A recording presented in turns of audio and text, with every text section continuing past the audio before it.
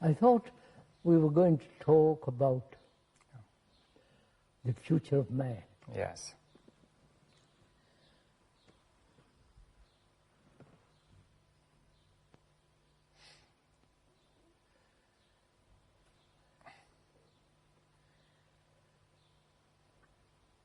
I mean, really, when we talk about man, we're talking about humanity. The whole of mankind. Whole yes. of mankind. Not the British or the French or the Russian or the American, but the whole of the future is all human beings. Interlinked now, anyway.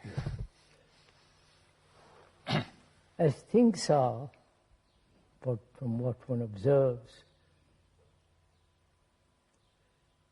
the world has become tremendously dangerous. Yes.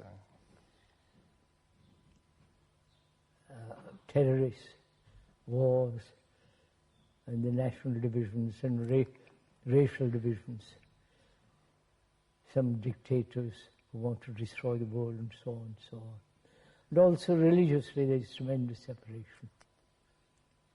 Yes, and I think there's the economic crisis and the ecological crisis. Yes, which ecological and economic problems. Problems seem to be multiplying more and more.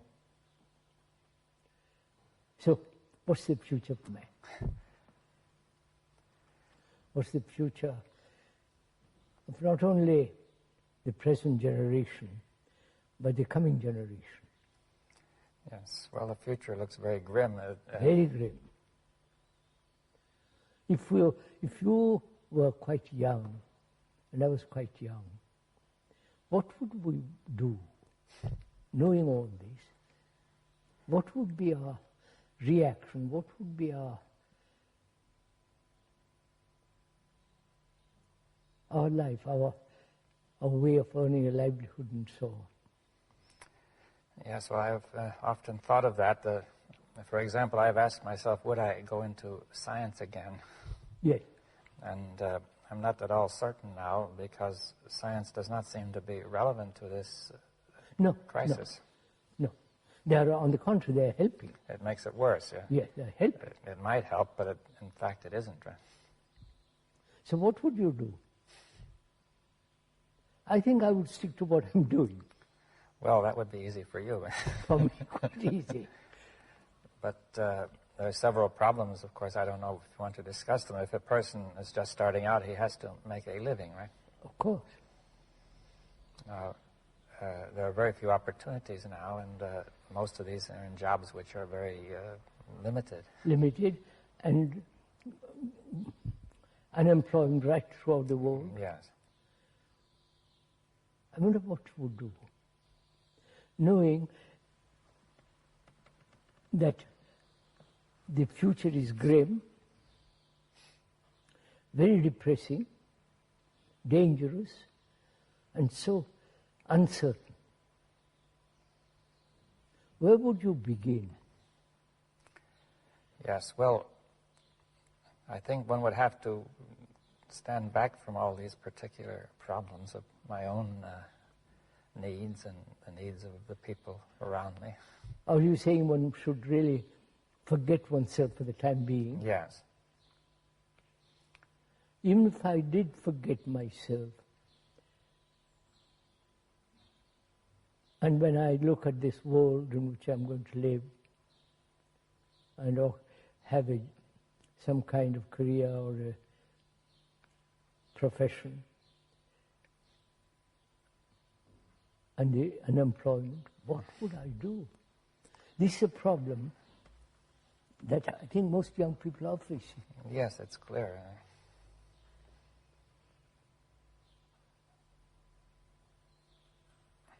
Well, have you something that you would suggest? Huh? Is there something you could suggest?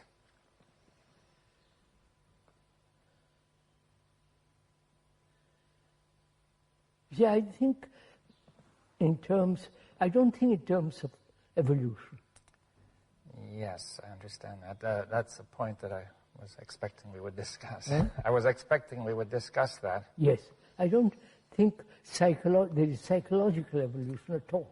Yes. Now, we've discussed this quite often, so I think I understand to some extent what you mean, but I think the people who are new to this or viewing this tape are not going to understand. We'll discuss it, but I want to discuss this whole question, if you will. Why are we concerned about the future? Yes, well, at first... Only the whole future is now. Yes, in some sense, the whole future is now, but we have to make that clear. It goes very much against the whole way of thinking of the tradition of mankind that all of us have been exposed to. Mankind thinks in terms of evolution, continuance, and so on. Maybe we could approach it another way. That is, evolution seems in the present era to be the most natural way to think. And so I would like to ask you, what objections do you have to thinking in terms of evolution? Now, could I explain a point that has many meanings, this word evolution? Of course. So we are talking psychologically. Yes. Now, the first point is let's dispose of physical evolution. Acorn will grow into an oak. Well, also the species have evolved, for example, from the plants to the animals and to the man. That would have taken a million years to be what we are. Now, you have no question that has happened, right? No, that has happened. And it may continue to happen. Yes, that's evolution. Yes, now that is a valid process. Of course, that's a valid, natural process. Yes, it takes place in time. Yes. And therefore, in that region, past, present, and future are important, right? Yes, obviously. I don't know certain language. I need time to learn it. Well, also, it takes time to improve the brain. See, if the brain started out small with a certain, and then it got bigger and bigger, that took a million years. And become much more complex. Yes. And so on. So all that needs time. Yes. All that is movement in space and time. Yes, so you will admit physical time and neurophysiological time. Neurophysiological, absolutely, of course. Now, any sane man would. Yes, but now most people also admit psychological time, or what we call mental time. Right? Yes, that's what we're talking about. Yeah. Whether there is such thing as psychological tomorrow, psychological evolution. Yes, now, at first sight, I'm afraid that this will sound strange. You see, it seems I can remember yesterday, and there's tomorrow I can anticipate, and it has happened many times from days have succeeded each other. Yes. So I do have the experience of time, you see, from yesterday to today to tomorrow, right? Of course, of course. Now that's simple enough. That's simple enough. Now, what is it you're denying, you see? I deny that I will be something, become better. That I can change and be. But now there are two ways of looking at that. See, one way is, will I intentionally become better because I'm trying? Or secondly, some people feel that evolution is a kind of a natural, inevitable process in which we are being swept along like in a current, and we are perhaps becoming better or worse, or something is happening to us. Psychologically. Yeah, but psychologically, which takes time, which may not be the result of my trying to become better. Or it may or may not be. Some people may think one way, some another. But are you denying also that there's a sort of a natural psychological evolution as there was a natural biological evolution? I'm denying that, yes. Yes. Now, why do you deny it? Because first of all, what is the psyche? Yes. The me, the ego, and so on. What is it? Yes, well, now, the word psyche has many meanings. It may mean the mind, for example. Now, do you mean by that the ego is the same thing? The ego. I'm talking of the ego, the me. Yes. Now, some people who are thinking of evolution are thinking there will be an evolution in which the me is transcended. That is, that it will rise to a higher level. Yes. Will the transition does transition need time? The transcendence, or transition. Yeah. That's my whole question. Yes. So there are two questions. One is, will the me ever improve? Now, that's one argument. And another argument is, even if we suppose we want to get beyond the me, can that be done in time? Is that it? That cannot be done in time. That's yes. Now, we have to make it clear why not. Yes, I will. We'll go into it. What is the me? If the psyche has such a different meanings, the me is the whole movement which thought has brought about. Well, why do you say that? The me is the consciousness, my consciousness. The me is my name, form, and all the various experiences that I've had, remembrances, and so on. The whole structure of the me is put together by thought. Yes, well, that again will be something which some people might find it hard to accept. That Yeah, of course, we're discussing. Yeah, but I mean also to try to bring it out. Now, Yes. The first experience, the first feeling I have about the me is that the me is there independently and that the me is thinking. That Is the me independent of my thinking?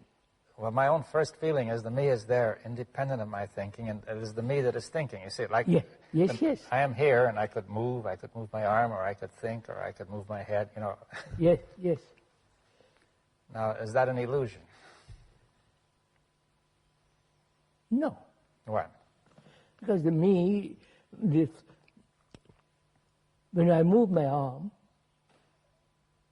there is the intention to grasp something, to take something, to put something, which is also, first, is the movement of thought, and that makes the arm move, and so on. My contention is, and I'm ready to accept it's false or true, that thought is the basis of all this. Yes. Your contention is that the whole sense of the me and what it is doing is coming out of thought. Now, what you mean by thought, though, is not merely intellectual thought. No, of course not. But what more? Let me see. Thought is a movement of experience, knowledge, memory, and thought. It's this whole movement. It sounds to me as if you mean the movement of consciousness as a whole. As a whole, that's right. And you say, and that now and you're saying that movement is the me, right? That the whole content of that consciousness is the me. Yes. Well, there's quite a few. That me is not different from my consciousness. Yes. Well, someone might feel, but I think one could say that I am my consciousness, because if I'm not conscious, I'm not here. Right? Of course. Now, is consciousness nothing but, say, what you have just described, which includes thought, feeling, intention, aspirations, memories, beliefs, dogmas, the rituals I perform, the whole, like the computer that's been programmed. Yes. Now, there are some. That certainly is in consciousness. Everybody would agree. But some people would feel, or many people would feel, that there's more to it than that. That consciousness may go beyond that. Let's go into it. It is the content of consciousness makes up the consciousness, the content. Yes, I think that requires, some understanding that, you see, the ordinary use of the word content is quite different. If you say that the content of a glass is water, right? Yes. So the glass is one thing and the water is another, right? I know. No. It contains, the water glass contains the water. Now, the word content would suggest that something contains it, right? All right. Consciousness is made up of all what it has remembered, beliefs, dogmas, rituals, the nationalities, fears, pleasures, sorrow. Yes. Now, if all that were absent, would there be no consciousness? Not as we know it. But there still would be a kind of consciousness. A totally different kind. Well, then I think you really mean to say that consciousness as we know it is made up. I said that. Oh, yes. Consciousness as we know it is all that. As we generally know it. Right? Yes. And that is the result of multiple activities of thought. Thought has put all this together. which is my consciousness. The reactions, the responses, the memories, the remembrances, extraordinary complex intricacies, subtleties, all that makes up consciousness. As we know it, right? Huh? As we know it, right? As I've said that. Yes. As we know it. Yes. Now, yeah. Whether that consciousness has a future. Yes. Does it have a past? Of course. Has a it's past. Remembrances. Yes, remembrance. So why do you say it has no future then? If it has a future, it will be exact the same kind of thing moving. The same activities, same thoughts, same modified, but the pattern will be repeated over and over again. Yes. Now, are you saying that thought can only repeat? Yes.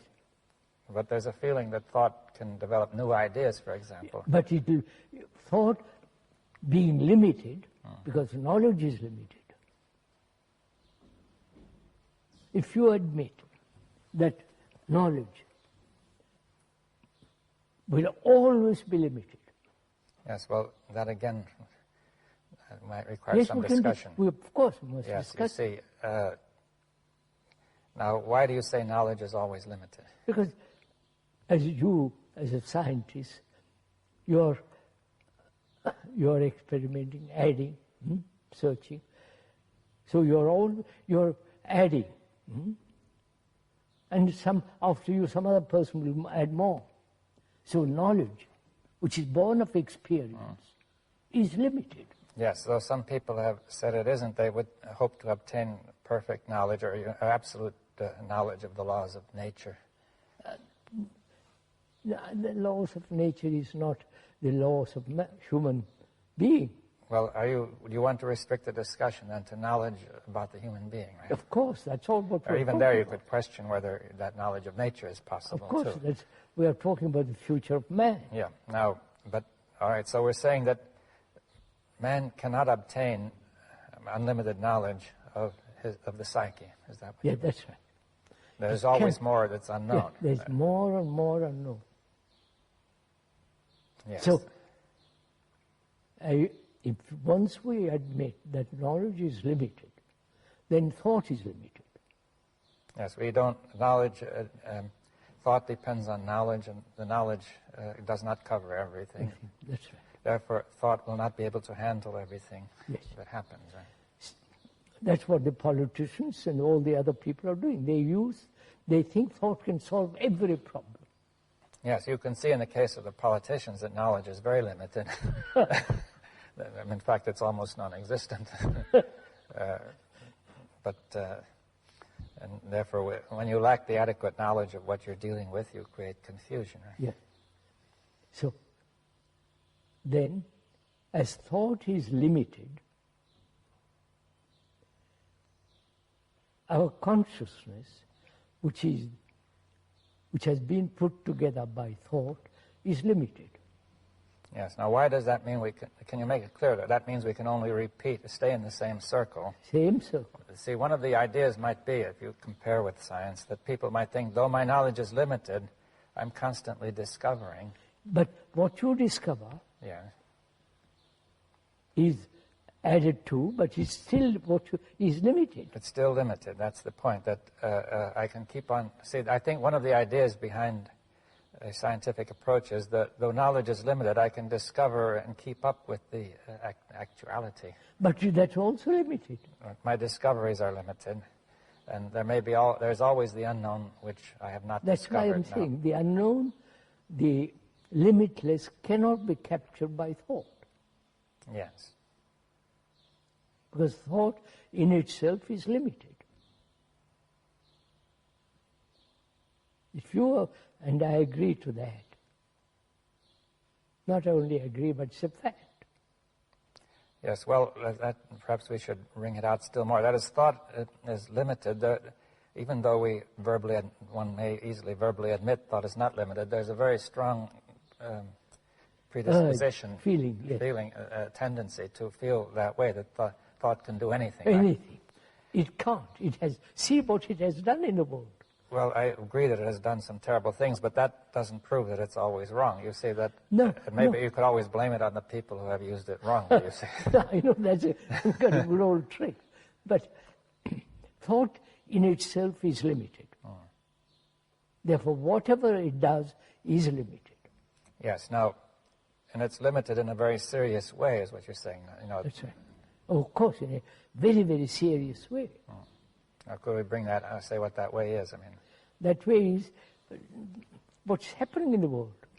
All right, let's look at that. The totalitarian ideals is the invention of thought. Yes, well, we could say that the people, the very word totalitarian means they wanted to cover the totality, but they couldn't. They couldn't. They couldn't, the thing collapsed, right? It's collapsing. It's collapsing. Now, but then there are those who say they are not totalitarians. But the Democrats and all the rest of the Republicans and the Democrats and the idealists and so on, all their thinking is limited.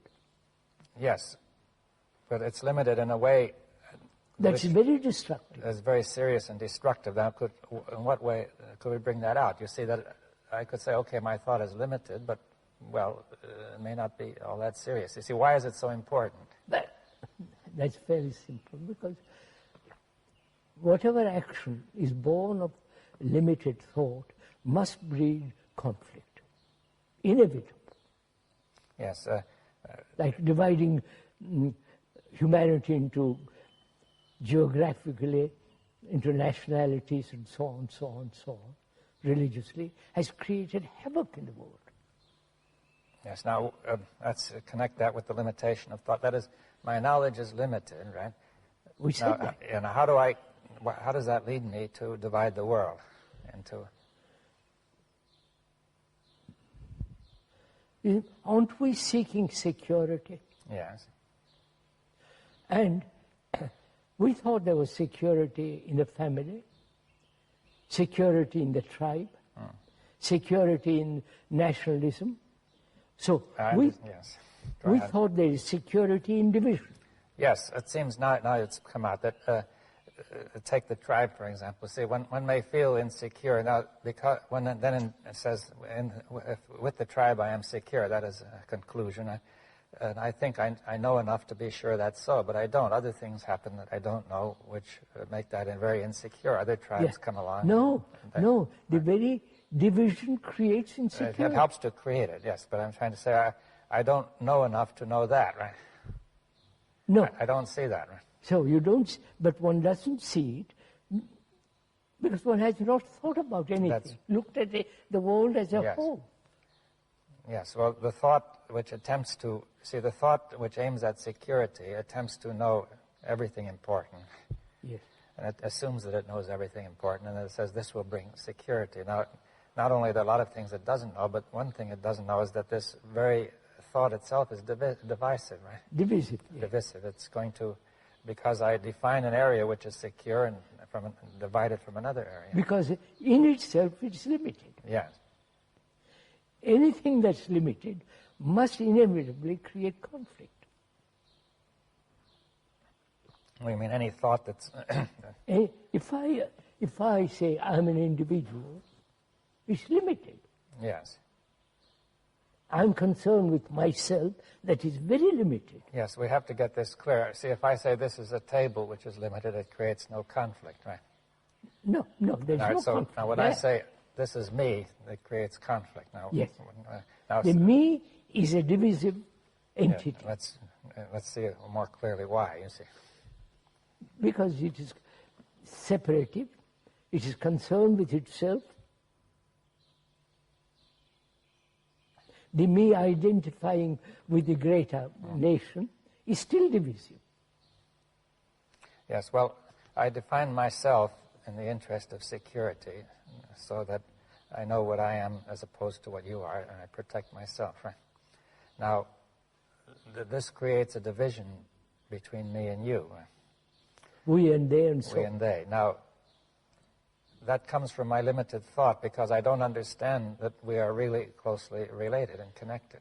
That's why we are human beings. Yeah, we're all human beings. All human beings have the same, more or less the same problem. Now, I haven't understood that. My thought is, my knowledge is limited. I think that we can make a distinction and protect ourselves or me and not the others. Huh? Yes, that's right.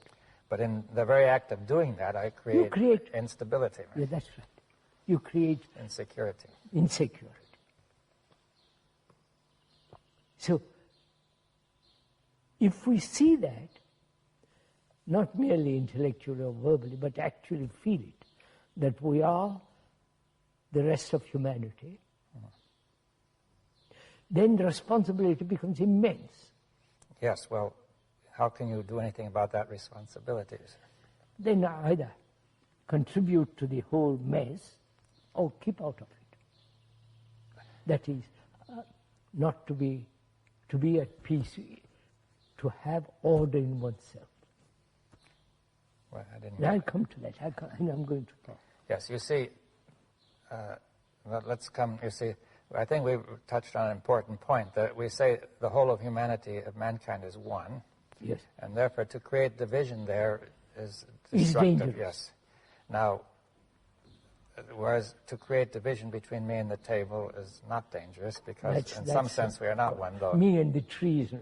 That's only in some very general sense that we are one. But yes. Now, mankind doesn't realize that it is all one. I think we've, you see. Why? Well, Why? let's go into that. You see, I think we've been going, that this is a crucial point, that it's clear it doesn't, because there's so many divisions, and not only in nations and religions, but from one person to another. I know. Why is there this division? There, first of all, is the feeling, at least in the modern era, that every human being is an individual. Right? This may not have been so strong in the past. That's what I question. I question altogether whether we are individuals. Yes, well, that's a big question, because... Yeah, of course. We said just now, the consciousness, which is me, is similar to the rest of mankind. They all suffer. Yes. They all have fears. They're all insecure.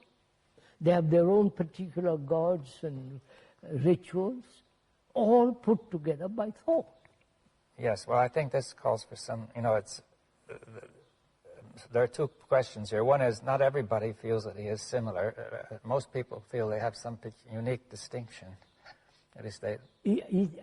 What do you mean, unique distinction? Well, distinction in doing something? Well, there may be many things. Like, for example, one nation may feel that it is able to do certain things better than another. One person has some special things he does, or qualities. Of course. You are more intellectual than I am. You are somebody else better than this and that. Yeah, he may take pride in his own special abilities or advantages. But when you put away that, basically we are... But now, yes, we have to say, what does it mean? That you're saying that these things you've just described, which are superficial. Yes, now the things that are basic are what? Is fear, sorrow, pain, anxiety, loneliness, and all the human travail. Yes, well, many people might feel that the basic things are the highest achievements of man. The highest achievements of mankind, and not these. What has he achieved? Well, let's discuss it. You see that? Yes. I mean, many people, at least, I understand, we've discussed this often, but I think we must yes, sir. Bring it out. Let's now, go into it. What have we achieved? Well, for one thing, people may feel proud of the achievement of man in science and art and culture and we have technology. Achieved in all those directions, certainly we have. Yes. Vast technology, communication, travel, medicine, surgery. Yes. Has advanced tremendously. Yes, I mean, it's really remarkable in many ways. There's no question about it. Yeah. Now, you're what saying that have we psychologically achieved? Yes, I mean, one point is to say none of this has affected us psychologically. That's right. And the psychological question is more important than any of the others, because if the psychological question is not cleared up, the rest is dangerous. Yes. They're quite right. Dangerous. If we psychologically are limited, then whatever we do will be limited. And the technology will then be used by our limited... Yes, the master is this limited psyche and not the rational structure of technology. Right? And in fact, technology then becomes a dangerous instrument. Now, so that is one point, that the psyche is at the core of it all. And if the psyche is not in order, then the rest is useless. If the house is in order... Yeah, and now the second question is, although we're saying that there are certain basic disorders in the psyche, or lack of order, which is common to us all, and we may all have a potential for something else, but the second point is, are we all one, really, you see? That is, even though we are all similar, that doesn't say we're all the same, right? We're all one. No, we said in our consciousness, basically, we have the same ground on which we stand. Yes. Well, that's, you see, from the fact, I'd say the human body is similar, it doesn't prove they're all the same. Of course, right? Your body is different from mine. Yes, we're in different places and different of course. entities and so on. Now, but I think you're trying to say that the consciousness is not an entity which is individual. That's right. The body is an entity which has a certain individuality. That's right. That all seems so yeah, but clear. I think it may be clear, but I think... your body yeah. is different from mine. Yes. I have a different name than you. Yeah, well, we also have different, though similar material, it's different. We can't exchange, because the proteins in one body may not agree with those in the other. Now, many people feel that way about the mind, saying that there's a chemistry between people which may agree or disagree. No, but actually go deeper into the question. Consciousness is shared by all human beings. Yes, that's my whole point. Yes. Now, the feeling is that the consciousness is individual and that it is communicated, as it were, that it is... I think that's an illusion, because we are thinking of something that's not so. Yes, well, and what are you want to say that there is one consciousness of mankind? It's all one. It's all one, and that's important, because whether it's many or one is a crucial question. Yeah. Now, it could be many which are then communicating and building up a larger unit. Or you're saying from the very beginning it's all one. From the very beginning it's all one. And the sense of separateness is an illusion, right? And that's what I've said over and over again. That seems so logical saying. The other is insanity. Well, yes, now people don't feel that, one doesn't immediately feel that the notion of separate existence is insane, because one extrapolates from the body to the mind. One says it's quite sensible to say my body is separate from yours, and inside my body is my mind. And that, now, are you saying the mind is not inside the body? Now, that's quite a different question. Right. Let's finish with the other point. Yeah. If each one of us thinks that we're separate individuals psychically, we have done what we have done in the world is colossal mess. Well, if we think we are separate when we are not separate, then it will clearly be a colossal mess. That's what's happening. Each one thinks he has to do what he wants to do, fulfill himself. So he's struggling to be, he's struggling in his separateness to achieve peace, to achieve security, which that security and that peace is totally denied. Yes, well, the reason it's denied is because there is no separation. You see, if there were really separation, it would be a rational thing to try to do. But actually. But if we're trying to separate what is inseparable, the result will be chaos, right? That's right. Now, that's clear. But I think that it will not be clear to people immediately that the consciousness of mankind is one inseparable whole. Yes, sir. Inseparable whole. Absolutely right. And many questions will arise if you once even consider the notion, but I don't know if we have gone far enough into this yet, that one question is, why do we think we are separate? Why? Why do I think I'm separate? That's my conditioning. Yes, but why? How did we ever adopt such a foolish conditioning?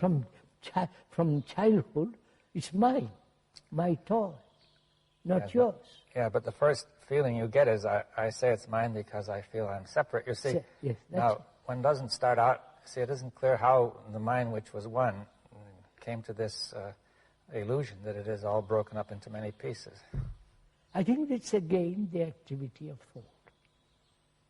Thought, in its very nature, thought is divisive, fragmentary, and therefore I'm a fragment. Yes, well, thought will create a sense of fragments. You see, you could see, for example, that once we decide to set up a nation, then we will be separate from, think we're separate from the other nation, and all sorts of things, consequences follow, which make the whole thing seem independently real, that you have all sorts of separate language and a separate laws and separate this, and you set up a boundary.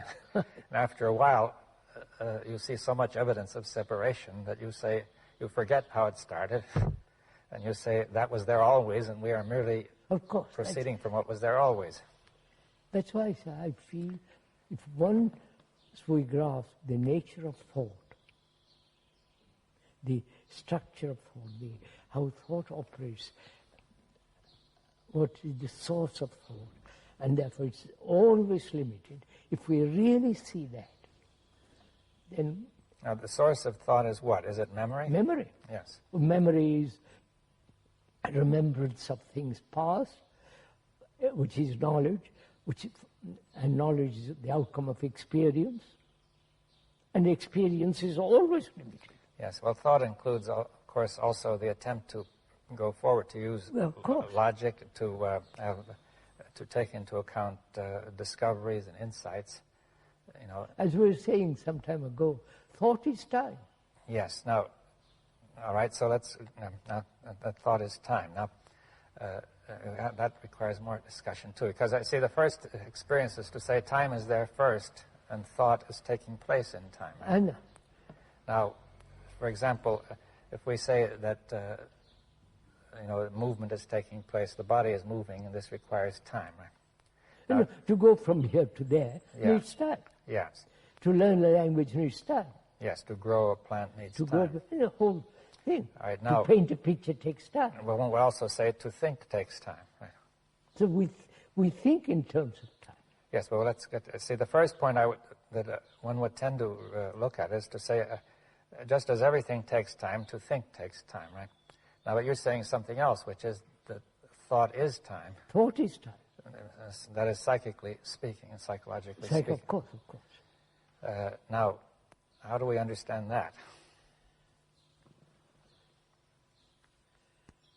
How do we understand what?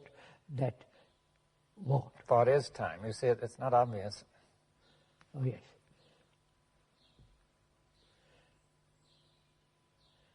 Would you say thought is movement and time is movement? Right, that's movement. Now, yes, well, these are, you see, time is a mysterious thing. People have argued about it. You know, we could say that time requires movement. I could understand that we cannot have time without movement, right? Time is movement. Time is movement. Now, but time is not separate. I don't say it's separate from movement, but you see, to say time is movement. You see, if we said time and movement are one. Yes, I'm saying that. Yes. Now, they cannot be separated, right? No. All right, because that seems fairly clear. Now, there's physical movement, which means physical time, right? Yeah, physical time. There's the heartbeat and so on. Hot and cold, and also dark and light, the sunset, seasons, yeah. sunrise, all that. Yes. Now, then we have the movement of thought. Now, that brings us into the question of the nature of thought. Is thought nothing but a movement in the nervous system, in the brain? Yes. Would you say that? Yes.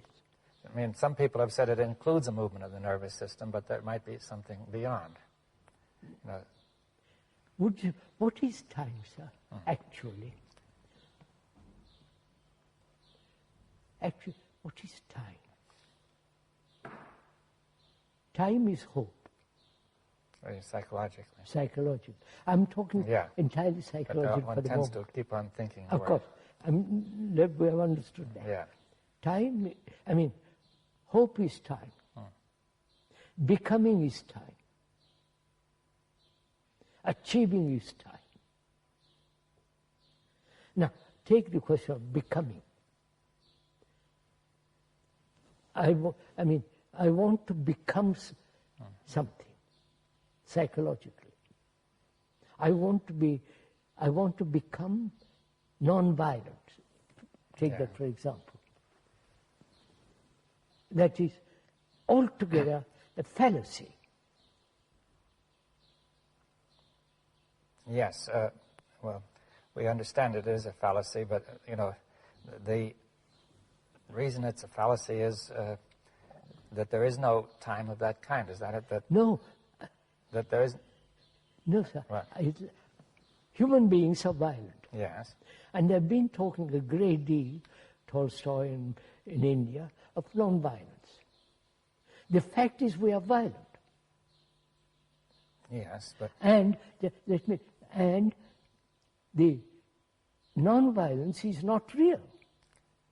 Yeah, but we want to become that. Yeah, but you see, it's again an extension of the kind of thought that we have with regard to material things. You say, if you see a desert, the desert is real, and you say the garden is not real, but in your mind is the garden, which will come when you put the water there. Yeah. So we say we can plan for the future when the desert will become fertile, right? That's all right. Now you're saying. Now we have to be careful. We say we are violent, but we cannot, by similar planning, become non-violent. Non-violent. Now, why is that? Why? Because the non-violent state cannot exist while there is violence. Yes, yes. That's an ideal. Yeah. Well, one has to make it more clear because, you see, in the same sense, the fertile state and the desert don't exist together either. But, you see, I think that you're saying that in the case of the mind, when you are violent, it has no meaning. That's the only state. That's all there is. Yeah, and not the other. The movement toward the other is wrong. illusory. It's illusory. Yes. So all ideals are illusory, psychologically. The ideal of building a marvelous bridge is not illusory. No, you can plan it. Yeah. But to have psychological ideals. Yes, if you are violent and you continue to be violent while you are trying to be not violent, no, it's so obvious. It has no meaning. Right? There's no meaning. And yet that has become such an important thing. So the becoming, which is to either becoming what is or becoming away from what is. Yeah, what should be, yes. I question both. Yes, well, if you say there can be no sense to becoming in the way of self-improvement, or... That's... Self-improvement is something so utterly ugly. So we are saying, sir, that the source of all this is the movement of thought as time. When once we admit time psychologically, all the other ideals, non-violence, achieving some super state and so on, become utterly illusory. Yes. Now, when you're talking the movement of thought as time, that it seems to me that say that movement of thought, that time which comes from the movement of thought, is illusory, is it? Yes.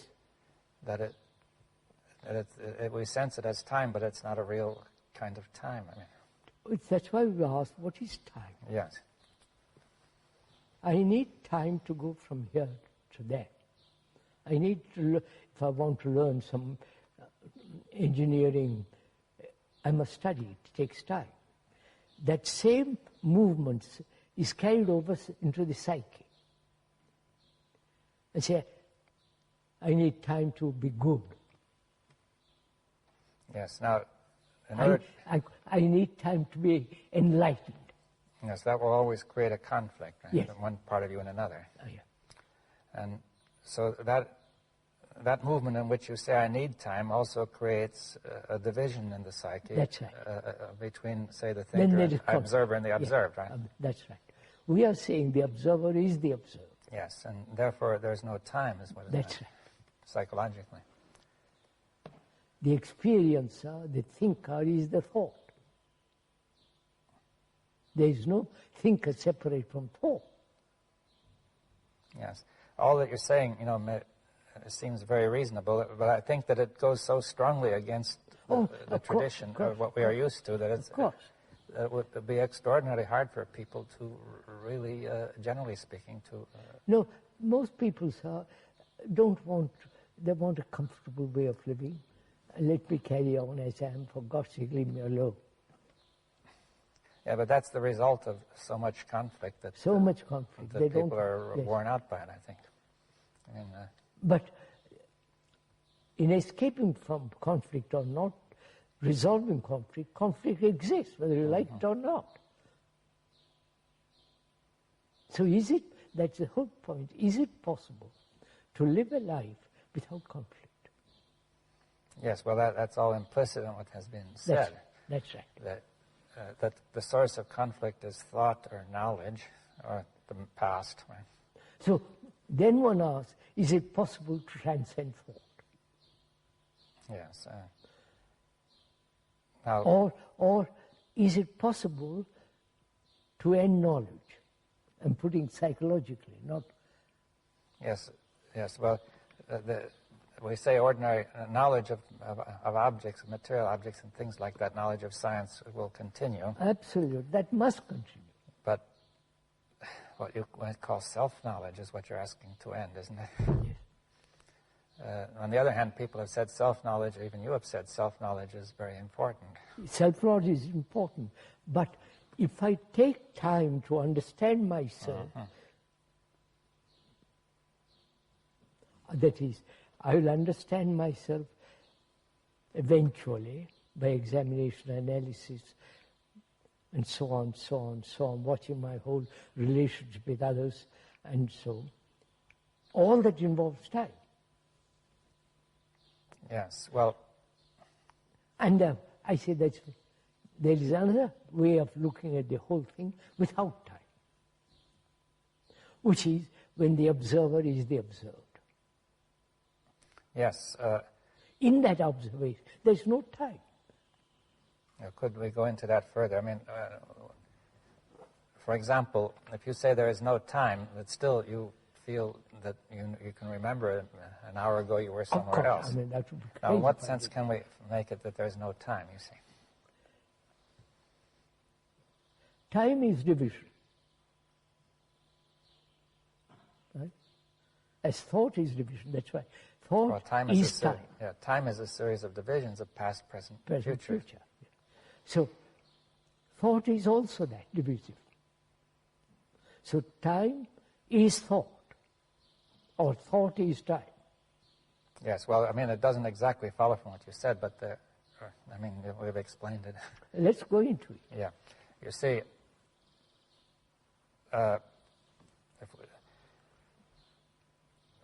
at first sight, one would think that there are thought makes divisions of all kinds, with a ruler and with all kinds of things. It also divides up intervals of time, past, present, and future.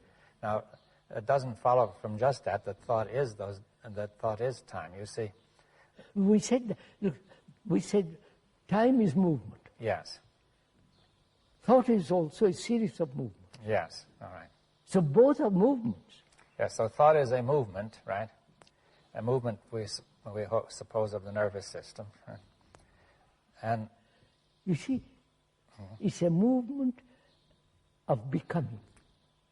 I'm talking psychologically, not... Psychologically. But I mean, whenever you think, something is also moving in the blood and the nerves and so on, right? All right, now, when we talk of a psychological movement, do you mean just a change of content? Change of content. Well, what is the movement? You see, what is moving? So, look, I am this. Yeah. And I'm attempting to become something else, psychologically.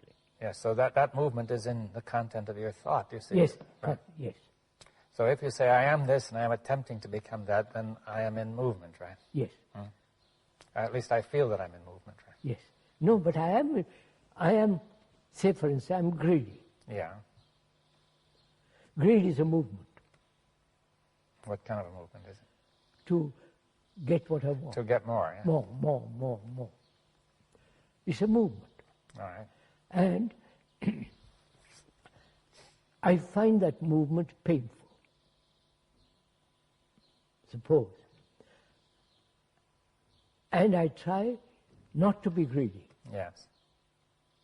The attempt not to be greedy is a movement in time, is becoming. Yes, but even the greed was becoming, right? Of course.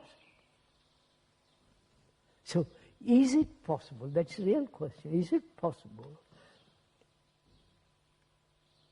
not to become psychologically?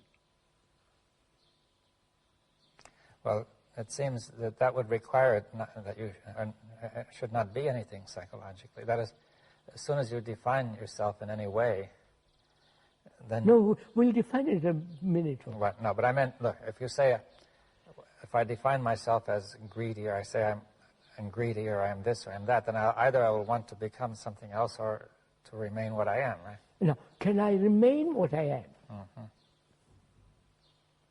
Can I remain not with non-greed, but with greed? And greed is not different from me. Greed is me. Yes, that will require, the ordinary way of thinking is that I am here and I could either be greedy or not greedy. Right? Of course. As these are attributes which I may or may not have. Now, but the attributes are me. Yes, now that again goes very much against our common language and experience. Of course, right? sir. That I am, instead of saying that I am my attributes, which suggests that the thought of attribution creates me, right, the sense of me. You see, all the qualities, the attributes, the virtues, the judgments and conclusions and opinions is me. well, it seems to me that this would have to be perceived immediately as obvious. That's the whole question.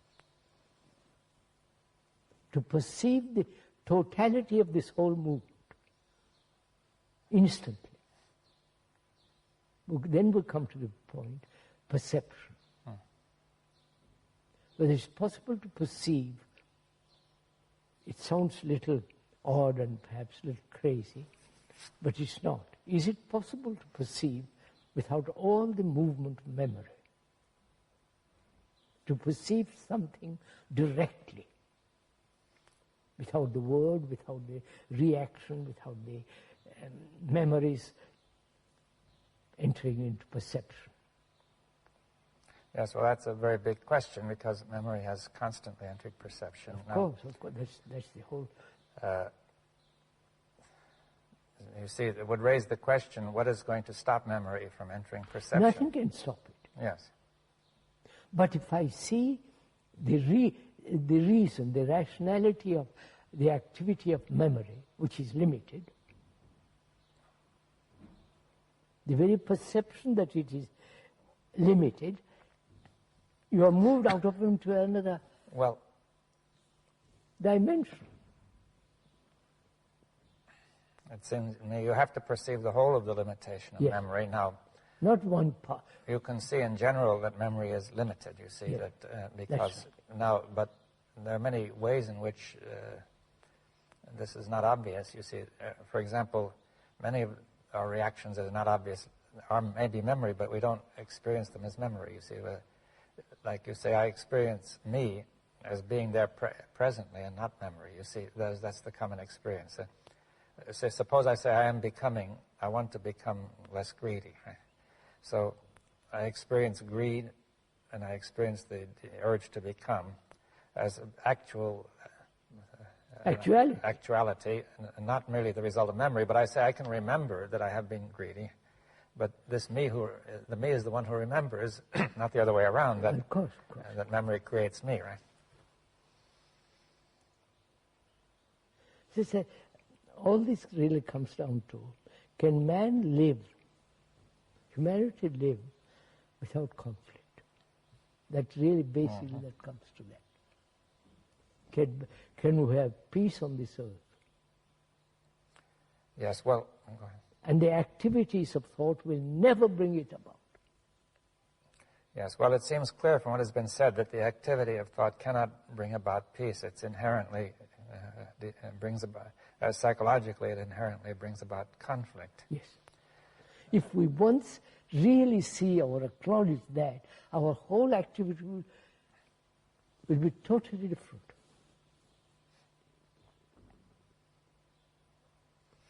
But are you saying that there's an activity which is not thought then? Which is not? Which is beyond thought. Yes. And which not only is beyond thought, but which does not require the cooperation of thought. That is... Oh, certainly not. That it is possible for this to go on when thought is absent. That's a real point we have often discussed. Yeah. Whether there is anything beyond thought. Not something holy, sacred, I'm not talking that. I'm talking, is there an activity which is not touched by thought? We are saying there is. And that activity is the highest form of intelligence. Yes, well, now we brought in intelligence. I know. I purposely brought it in. So intelligence is not the activity of cunning thought. There is intelligence to build a table. Yes, but intelligence can use thought, as you were often said, right then. Intelligence can use thought. Yes, or thought can be the action of intelligence, would you put it that way? Yes. Or it could be the action of memory. Huh? That's it. Either the action is born of memory, and therefore memory is limited, therefore thought is limited, and it has its own activity, which then brings about conflict. Yes. I think this would connect up with what people are saying about computers. You see, every computer must eventually depend on some kind of memory, Memory, yes. Which is put in, or else programmed, and that must be limited, right? Of course. Because now, therefore, when we operate from memory, we are not very different from a computer. Or the other way around, perhaps the computer is not very different from us. I'll say once, a Hindu has been programmed for the last 5,000 years to be a Hindu. Or in this country, or you're being programmed as British. Or as a Catholic, or a Protestant. Yes. So we're all programmed up to a certain extent. Yes. Now then we could say that you're bringing in the notion of an intelligence which is free of the program, which is creative perhaps. Yes, that's right. And that intelligence has nothing to do with memory and knowledge. Yes, it may act in memory and knowledge, but it has nothing to do with it in its origin. It origin. may act through memory, etc. That's right. And how do you find out whether it has any reality, not just imagination and romantic nonsense? How do you find out? To come to that, one has to go into the whole question of suffering, whether there's an ending to suffering. And as long as suffering and fear and the pursuit of pleasure exist, there cannot be love. Yes, well, there are many questions there. Now, the first point is, say, suffering, or including pleasure, fear, and suffering, and I suppose we can include anger and violence and greed in there. Of course, otherwise... Yes. Now, we could say that all those, we're saying, first of all, that all those are the response of memory. Yes. They're nothing to do with intelligence. All part of thought and memory. And that as long as they are going on, it seems to me that intelligence cannot operate in thought. That's right. or through So thought. there must be the freedom from suffering. Yes, well, that's a very key point. Now, That's a really very serious and deep question, whether it's possible to end suffering, which is the ending of me. yes, well, yes, again, of course, it may seem repetitious, but the feeling is that I am there, and I either suffer or don't suffer. That is, I either enjoy things or suffer. Yes, I know that. Now, I think you're saying that suffering arises from thought. It is thought. Identified. Yes, and that... Attachment. So what is it that suffers? You see, there's this feeling, it's really the opposite of the feeling of pleasure, it seems to me, that whenever pleasure, memory may produce pleasure, and then when it doesn't work, it produces, when it's frustrated, it produces pain and suffering. Not only that, suffering is much more complex, isn't it? Yes. Suffering, what is suffering? Yes, well, that's... The meaning of the word is to have pain, to have grief, to feel utterly lost, lonely. Yes, well, it seems to me that it's not only pain, but a kind of a total pain, Yes. a very pervasive. But suffering is the loss of someone. Loss of something very important, right? Yes, of course. Loss of my wife or loss of my son, brother, whatever it is. And the desperate sense of loneliness. Yes, or else just simply the fact that the whole world is going into such a state. Of course. I mean, all the wars. And makes everything meaningless, you see. What a lot of suffering the Falkland Wars have created. Yeah. Well, all these wars, I mean, it's... And wars have been going on for thousands of years. That's why we are carrying on with the same pattern of the last 5,000 years or more of wars. Yes. Now, one can easily see that the violence and hatred in wars will interfere with intelligence. Obvious. Now, it's not quite so obvious. See, I think some people have felt that suffering, by going through suffering, people become intelligent, purified, like going through the crucible, yes, the metal yes, being refined in the crucible, right? I know that through suffering you learn. Or you are purified in some way. You are purified. This is through suffering. Your ego is vanished. Yeah, dissolved, Dissolved. refined. It doesn't. People have suffered immensely.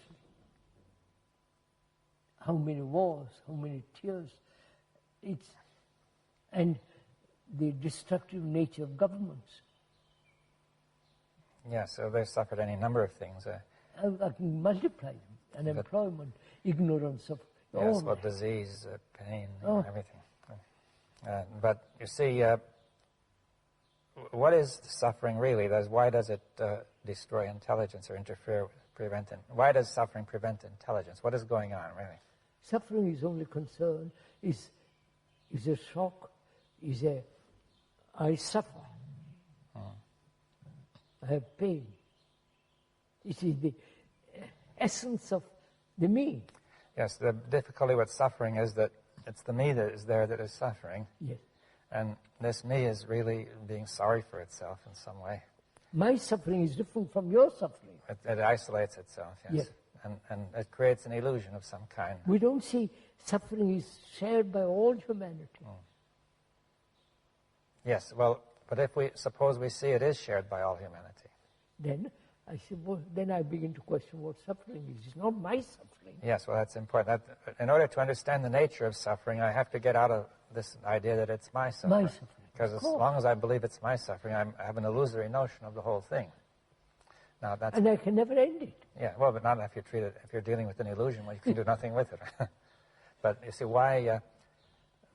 we have to come back. Why is suffering the suffering of humanity? See, at first it seems that, I feel pain in the tooth, or else I have a loss, or something has happened to me, and the other person seems perfectly happy. Yes, that's right. But also he's suffering too in his own way. Yes, at the moment you don't see it. He doesn't see it, but he has his problems too. Right? So suffering is common to all humanity. Yeah, but the fact that it's common is not enough to make it all one. It's actual. Yes, but I want to say, are you saying that the suffering of mankind is all one, inseparable? Yes, sir. That's what I've been saying. As is the consciousness of mankind. Yeah, that's right. That when anybody suffers, the whole of mankind is suffering, right? If one country kills hundreds and thousands of human beings,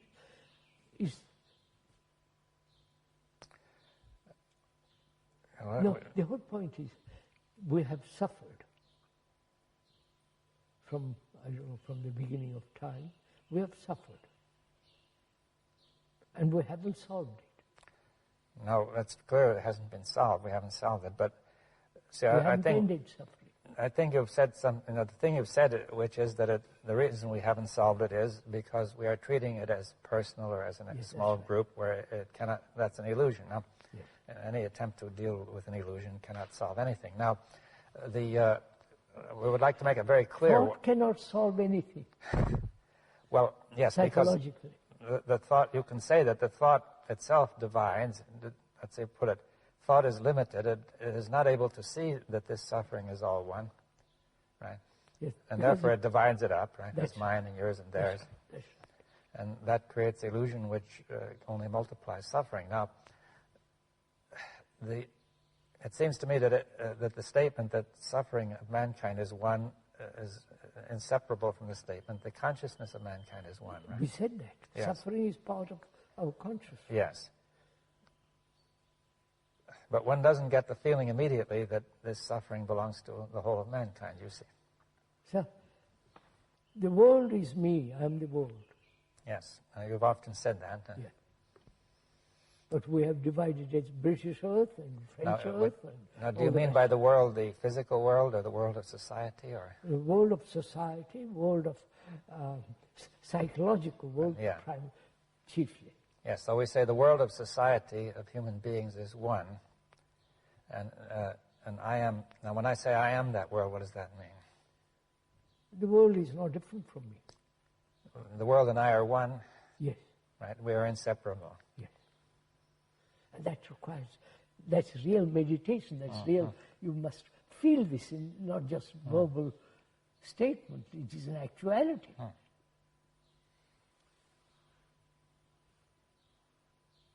I am my brother's keeper.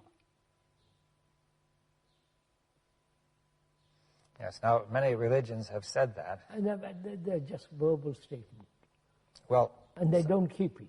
They don't do it in their heart. Well, perhaps some have done it, but in general it's not being done, right? I mean, there may have been a few, right? But that's not, we human beings haven't done it. Our religions actually have prevented it. Well, because of division. Every religion has its own beliefs and its own organization. Its own gods and its own saviors. Yes. So, from that, is that intelligence actual? Yes. Or is it some kind of fanciful projection hoping that will solve our problems? No, it's not to me. It is an actuality. Because the ending of suffering means love. Yes. Now, before we go on that, you see, we have to make clear up a point about me. You see, you said it's not to me. Now, in some sense, it seems that you are still defining an individual. Yes, yes. Is that right? When I say I'm really not, I'm using the word I as a means of communication. It's not. Yeah, but what does it mean? You see, are you, in some way, let's say that there may be two people, we'll say A, who is the way you say, and B, who is not, right? Yes. Now, so A says it's not, that seems to create a division between A and B. That's right. But B creates the division. Yes. So what is the relationship between the two? Yes. You see, B is creating... Yes, well, B is creating the division by saying I am a separate person, but it may confuse B further when A says it's not that way to me, right? Yes. So that's the whole point, isn't it, in relationship. You feel that you're not separate. Yes. And that you really have this sense of love and compassion. And I haven't got it. I haven't even perceived or gone into this question. What's your relationship to me?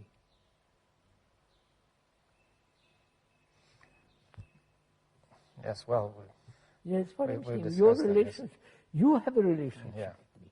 But I haven't any relationship with you. Well, yes, I think one could say that the person who hasn't seen is almost living in a world of dreams psychologically. And therefore, the world of dreams is not related to the world of being awake. That's right. But the fellow who's awake can at least awaken perhaps the other fellow. You are awake, I'm not. Yes.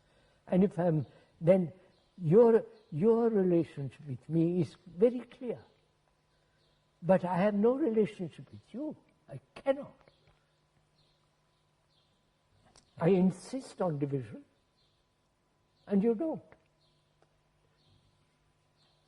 Yes, in some way we have to say the consciousness of mankind has divided itself. It's all one, but it has divided itself. Of course. By thought, right? That's what we've been through. Yes, and that's why we're in this situation. That's why all the problems that humanity has now, psychologically as well as in other ways, is the result of thought. And we are pursuing the same pattern of thought. And thought will never solve any of these problems. So there is another kind of instrument, which is intelligence. Yes, well, that opens up an entirely different subject. Yeah, I know. And you also mentioned love as well, or compassion, right? Without love and compassion, there is no intelligence. Yes, and that you cannot be compassionate if you are attached to some religion, some post, you're tied to a post like an animal tied to a post, and it can think it is compassionate. Yes, well, as soon as your self is threatened, then you cannot, it all vanishes. But you see, what you really think is important. Self hides behind other things. Yeah. Oh, I mean, noble ideals. Yes. Right? It has immense capacity to hide itself.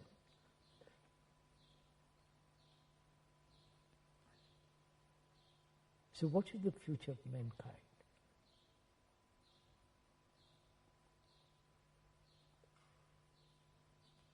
From what one observes is leading to destruction.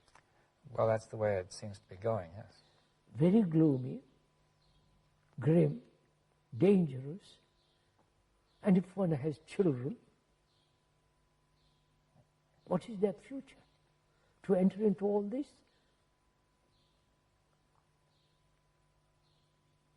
And go through all the misery of it all? So education becomes extraordinarily important. But now education merely accumulation of knowledge. Yes, well, every instrument that man has invented or discovered or developed has been turned toward destruction. That's yes, sir. Absolutely. They're destroying nature. The very few tigers now. Very few. Tigers and animals. Yes. They're destroying. They're destroying forests and agricultural land and overpopulation. Nobody seems to care. Well, I think people. There are two things. One is people are immersed in their own problems, right? Immersed in their own little plans.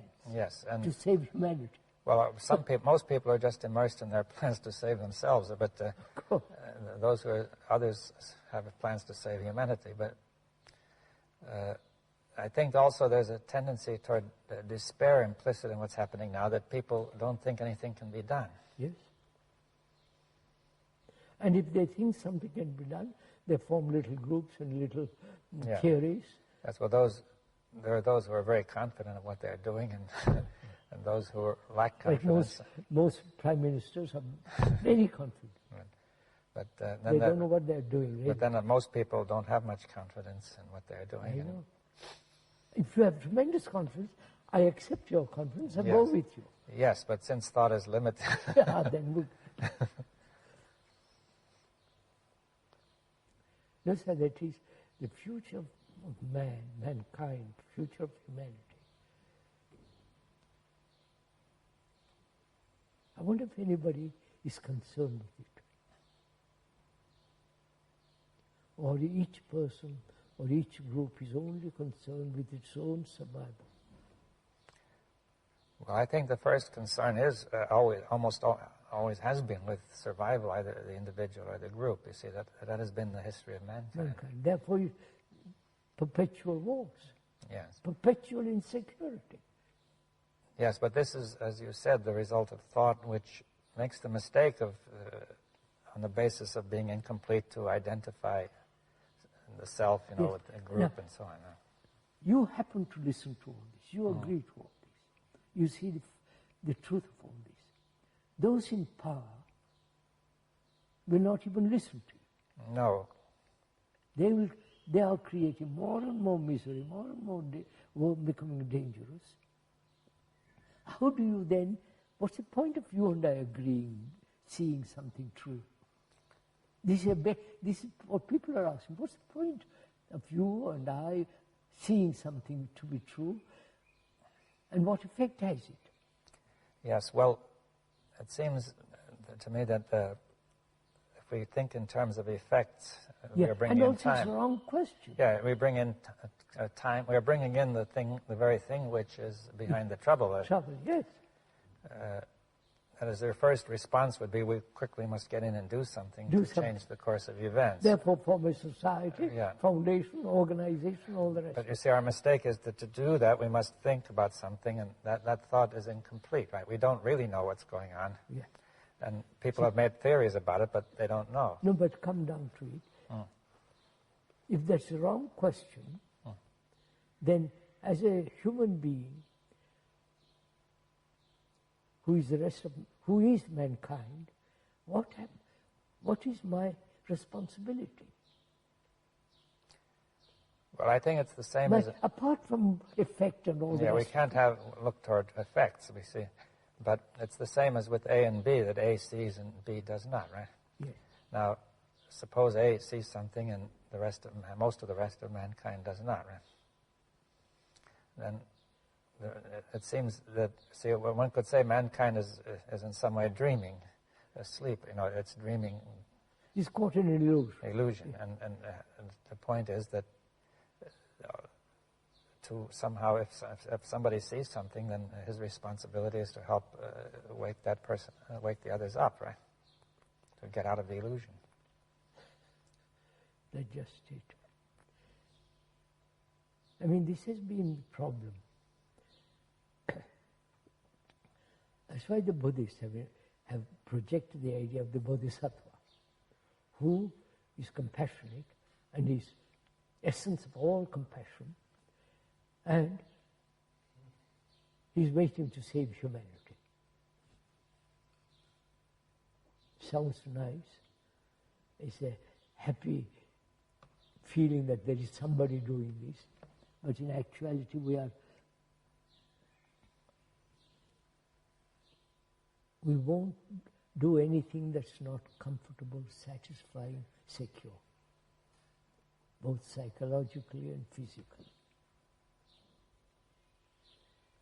Yes, well, that's the source of the illusion, basically.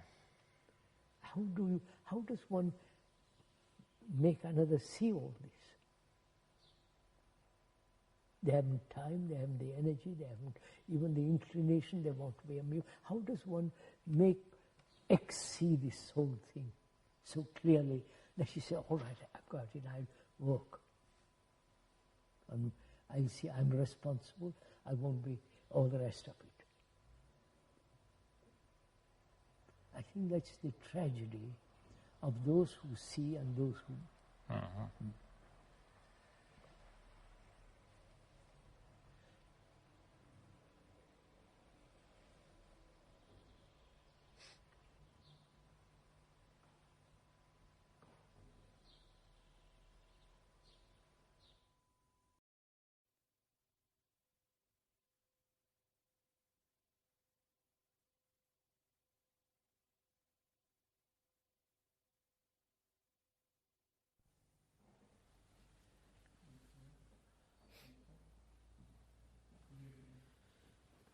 So last time we were talking about the future of man.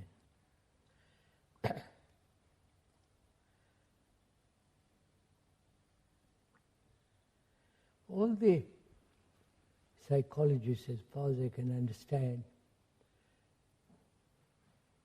are they really concerned with the future of man? Or are they concerned with the human being conforming to the present society, or going beyond that? Well, I think that most psychologists evidently want the human being to conform to this society, but I think some psychologists, some of whom will be listening to us, are thinking of going beyond that to transform the consciousness of mankind.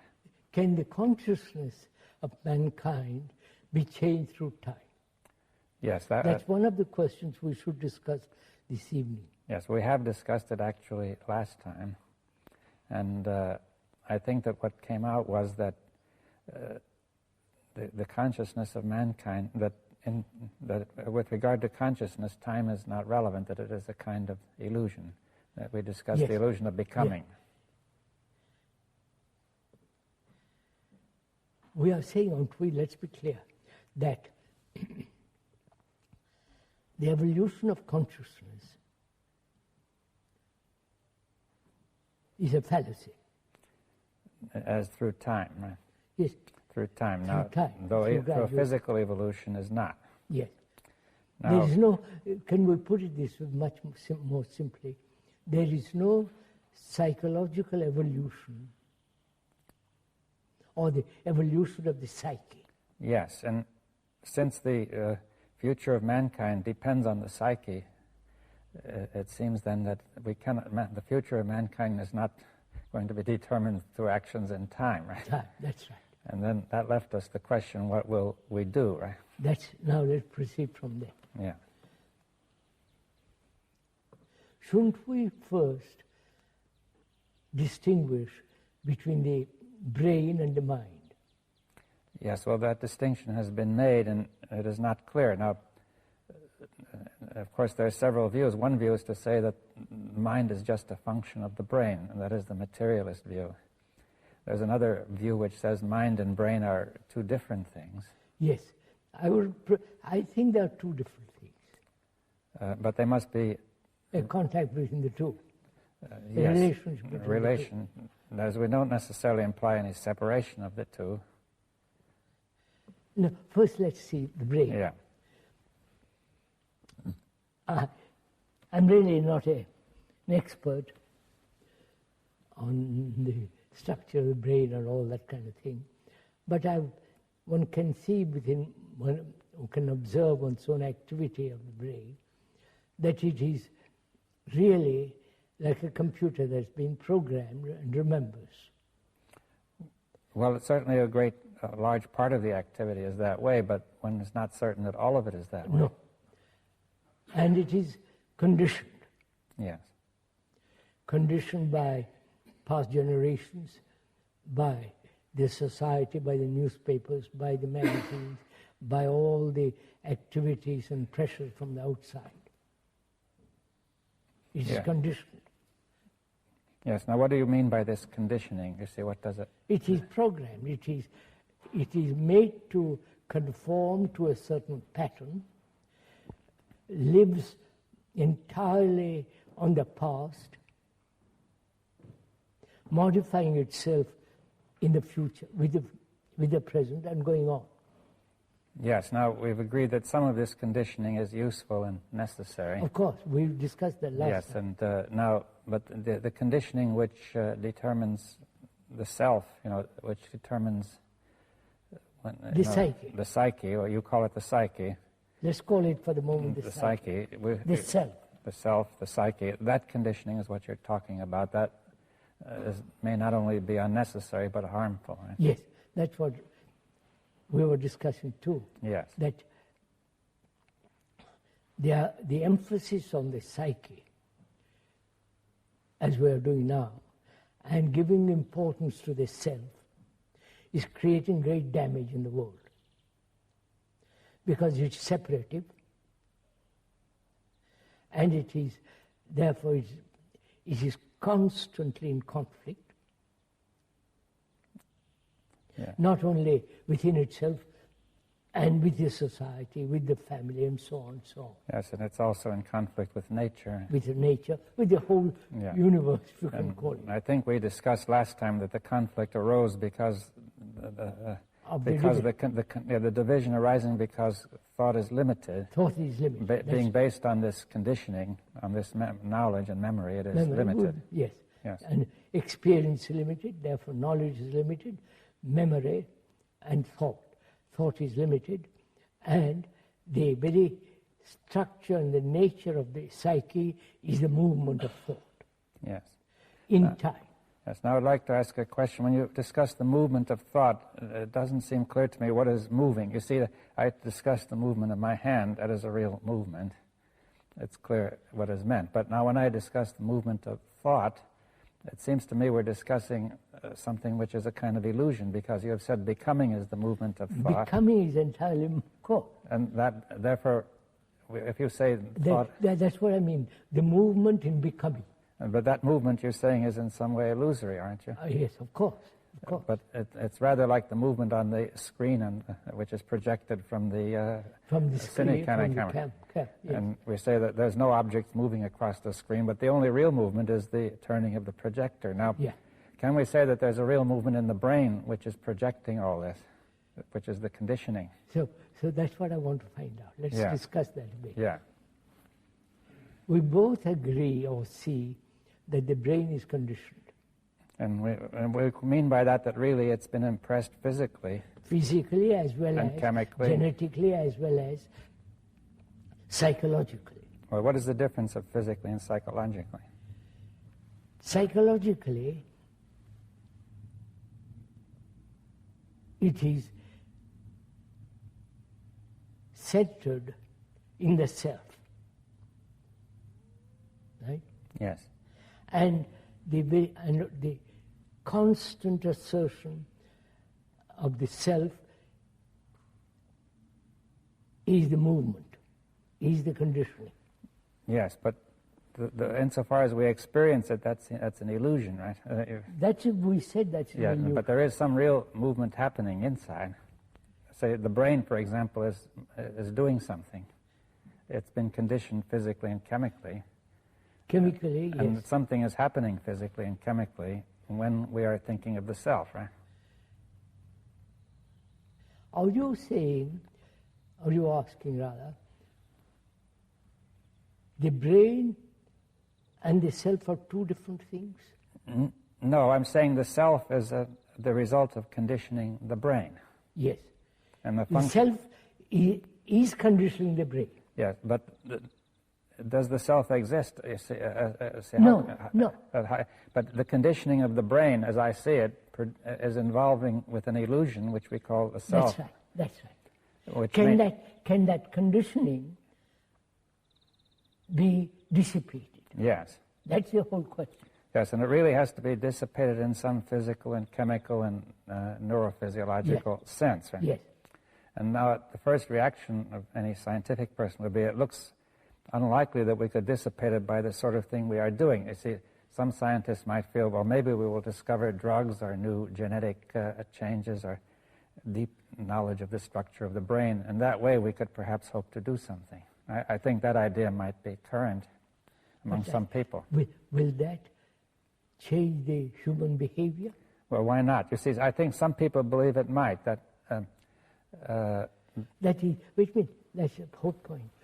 It might, Yeah. which means in the future. Yes.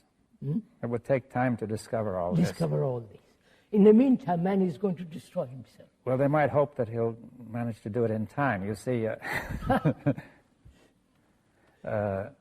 because they could also criticize what we're doing, saying the same point, saying what good can it do? You see, it doesn't seem to affect anybody, and certainly not in time to make a big difference.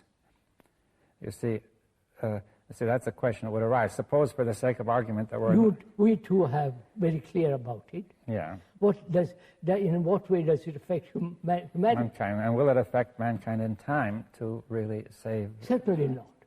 Obviously not.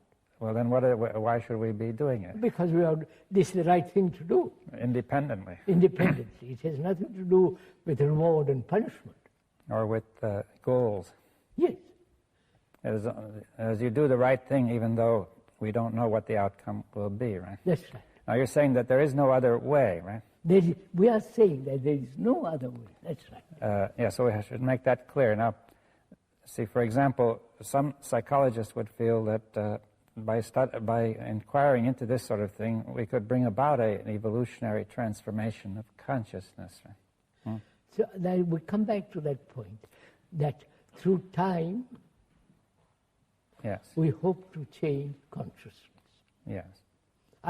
We question that. We have questioned that, and we're saying that time that will inevitably involve that we're all caught in becoming an illusion, and right. we will not know what That's we're doing. Now, could we say the same thing would hold even for those scientists who are trying to do it physically and chemically or some structurally, that they themselves are still caught in this, and through time they're caught in trying to become better. Yeah, that's right.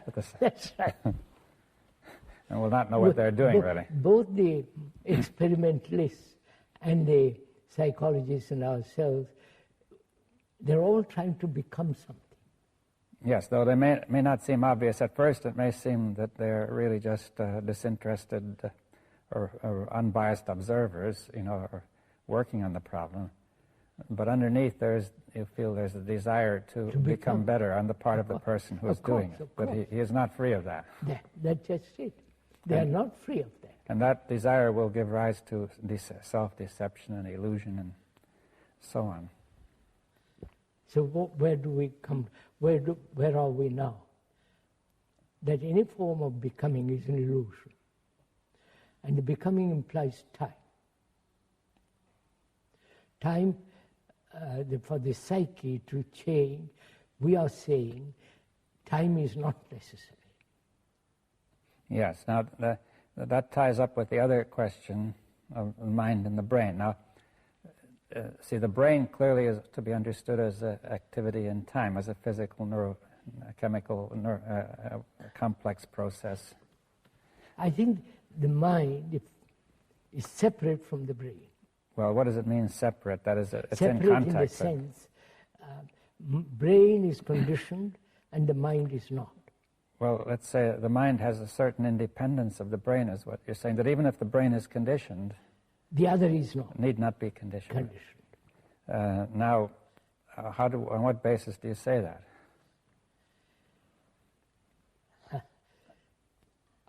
No, let's begin not on what basis do I say. Or what makes you say it, right?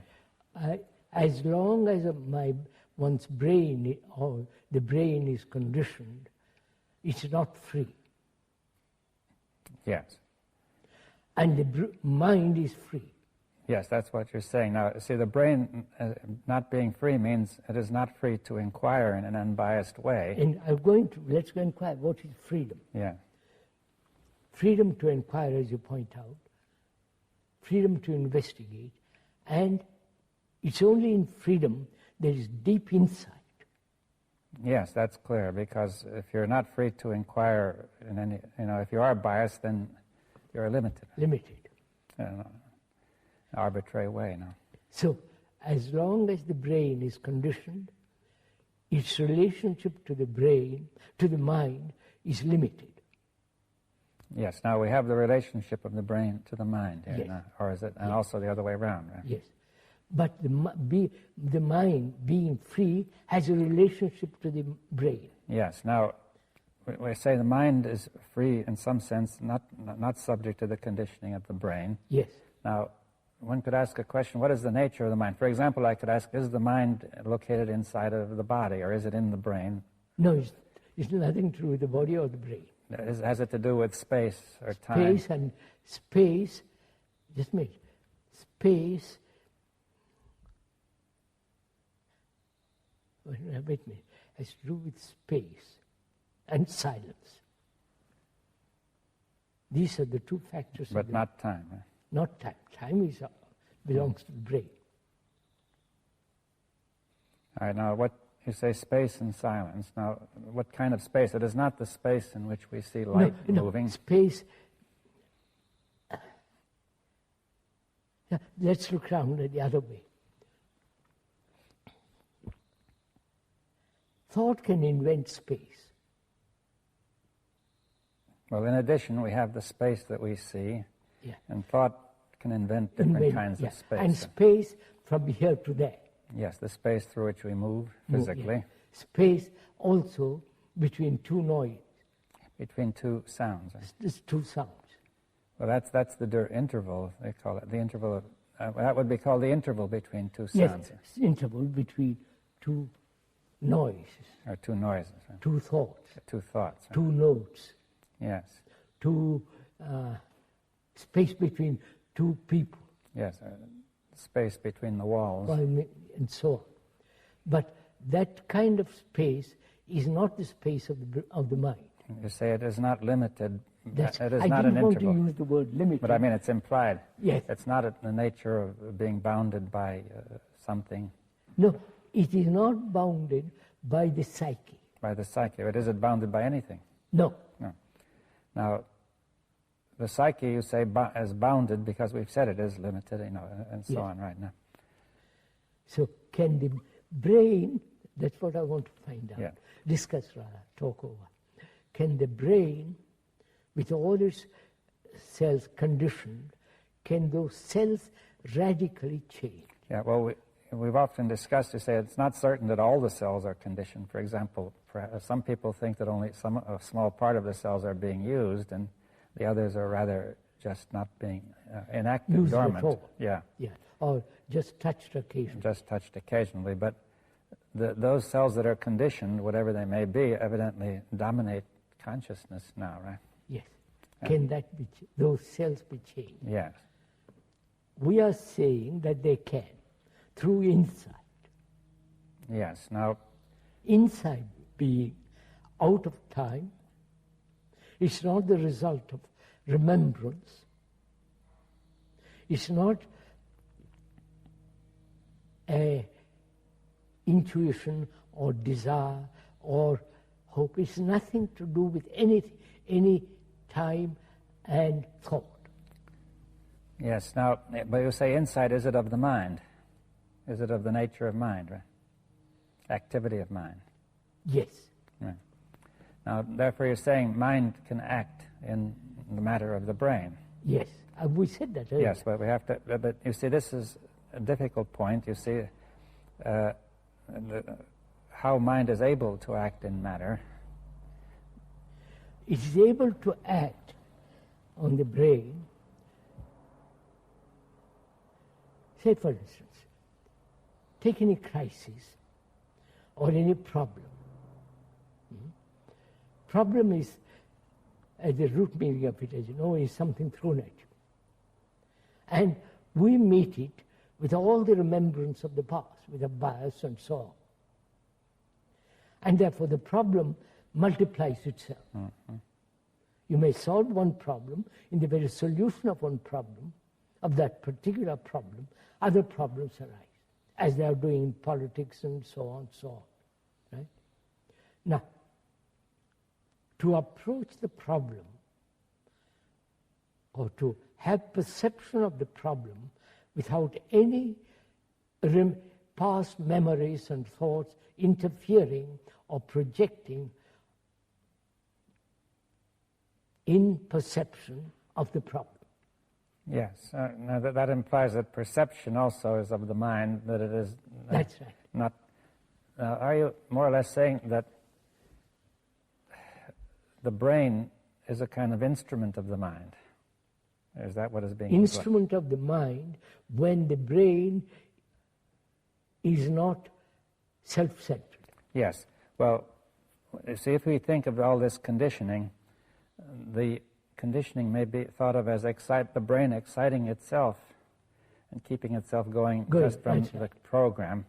This occupies all of its capacity. All our days. Yes, Right. well, all the whole capacity of the brain. And it's rather like a radio receiver which can generate its own noise.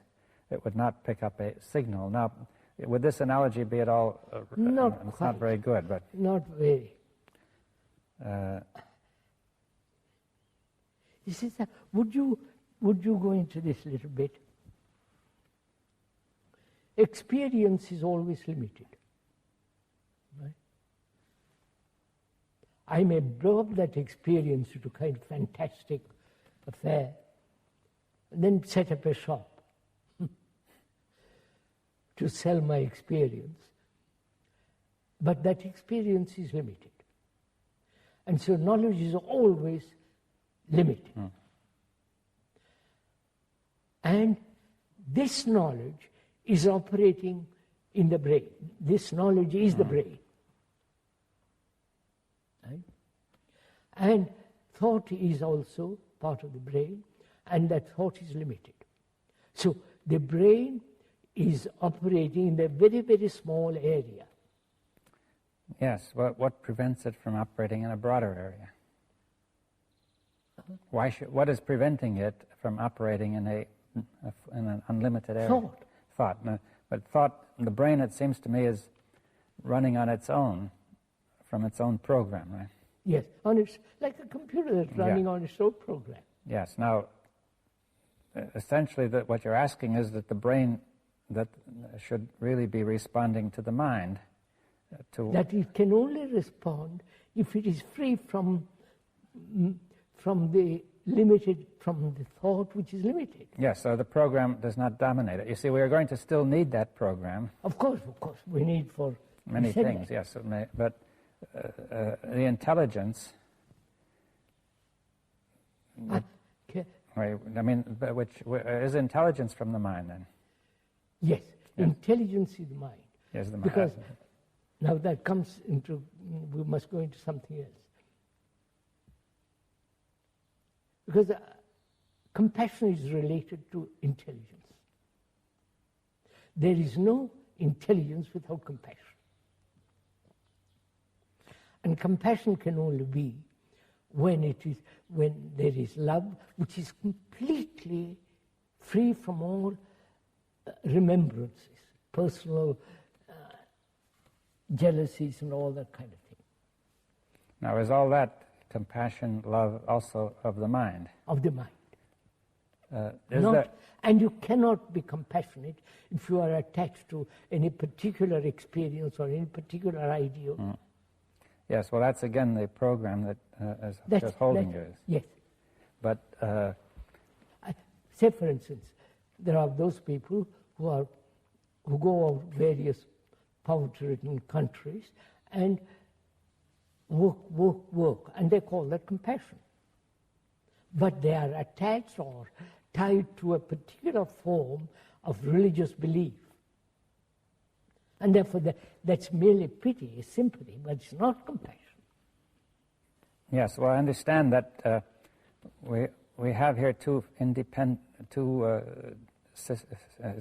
things which can be somewhat independent. There's the brain and the mind, though they make contact. Now then, intelligence and compassion, we say, come from beyond the brain. Now then, I would like to go into the question of how they are making contact, you see. That is... contact can only exist between the mind and the brain when the brain is quiet. Yes, and that's the condition for making it. That's the requirement for making it. Now then, the brain has got to be quiet. Now, quiet is not a trained quietness. Mm-hmm. Not a self-conscious, meditative desire for silence. It's a natural outcome of understanding one's own conditioning. Yes, and one can see that if the brain is quiet, then it can, you could almost say it can listen to something deeper, right? Deeper, that's right. Then if it is quiet, it's related to the brain. Yes. Then to the mind. So, then the mind can function through the brain. Now, I think that it would help if we could see, with regard to the brain, whether it has any activity which is beyond thought. You see, for example, one could ask, is awareness part of a function of the brain? As long as awareness in which there is no choice, I'm aware. And in that awareness, I choose. Yes, well, I think that may cause difficulty. You see, what is wrong with choice? Choice means confusion. It's not obvious just from the word. You see that. Of course, to choose between two things. Yeah, now I could choose whether I buy Yes, one thing or I another. can choose between this table and that table. Or choose the colors when I buy the this table. better table. But That's not. that apparently need not be confused. Huh? If I choose which color I want, I don't see why that has to be confused. There's nothing wrong. Yeah, now. There's no confusion there. But the choice about the psyche, it seems to me, is where the confusion is. We are talking about the psyche. Yeah, one tends to, the language tends to carry you away, you see. Yeah. We're talking of the psyche that chooses. Yes, that chooses to become, really. Yeah, chooses to become, and also choice exists where there is confusion. Yes, well, you're saying out of confusion, the psyche makes a choice to become one thing or another, right? That being confused, it tries to become something better. Right? And choice implies a duality. Yes, but now it seems at first sight we have another duality you've introduced, which is the mind and the brain. No, that's not a duality. Yeah, well, that's important to get clear. That's not a duality. Yes, what is the difference? All right, let's take a very simple example. Human beings are violent. And this has been, non-violence has been projected by thought. And that is the duality, the fact and the non-fact. Well, you're saying there's a duality between a fact and some mere projection which the mind makes. The ideal and the fact. Yes, and the ideal is unreal and the fact is real. That's it. The ideal is not actual. Yes, that's it, not actual. And you say the division of those two you call duality, but why do you give it that name? Yeah. Because they're divided. Well, at least they appear to be divided. Divided, and we are struggling, as all, say for instance, the totalitarian communist ideals and the democratic ideals, they are the outcome of thought and so on, which is limited, and this is creating havoc in the world. Yes, so there's a division which has been brought in, but I think we were discussing in terms of we're dividing something which cannot be divided, right? We're trying to divide the psyche. Right? Violence cannot be divided into non-violence. Yeah, and the psyche cannot be divided into violent and non-violent. That is it is what it is. It is what it is. So if it's violent, it cannot be divided into a violent and a non-violent part. Right? So that's very good. So can we remain with what is, not with what should be, what must be, and invent ideals and all the rest of it? Yes, but could we return to the question of the mind and the brain now? That we're saying that is not a division. Oh no, that's not a division. They are in contact, is that one? We said there's contact between the mind and the brain when the brain is silent and has space. Yes, so we're saying that the mind actually, although they're in contact and not divided at all, there can be an independent, the mind can still have a certain independence of the conditioning of the brain. Now careful, sir. Yeah. Careful. Let's see. Suppose my brain is conditioned being programmed as a Hindu. And I function, act, my whole life is conditioned by the idea that I'm a Hindu. Mind, obviously, has no relationship with that condition. Now, when you're using the word mind, it means it's not my mind, or... Oh, mind. You're discussing mind universally or generally. Yeah. It's not my brain either. No, but there's a particular brain, this brain or that brain, and now, but will you say there's a particular mind? No. No, you see, that's an important difference. Yeah. They're saying mind is really universal. Mind is universal, if you can use that word. Yes, or unlimited, or yes. Undivided. It is not polluted by thought. But, see, I think for most people, at least there will be a difficulty saying, how do we know anything about this mind? I only know my mind is the first feeling, right? You cannot call it your mind. You only have your brain, which is conditioned. You can't say it's my mind. Yes. Well, whatever is going on inside, I feel is mine. It's very different from what's going on inside somebody else. No, I question whether it's... At least that seems different at first I sight. question whether it is different. What's going on inside me as a human being and you as another human being. We both go through all kinds of problems, suffering, fear, anxiety, loneliness, and so on, so on. Yeah. We have our dogmas, beliefs, superstitions, and everybody has these. Well, we'll say it's all very similar, but still it seems each one of us is isolated from the other. By thought. Thought is created that I am different from you. Yes. Because my body is different from you. My face is different from you. So we carry that same,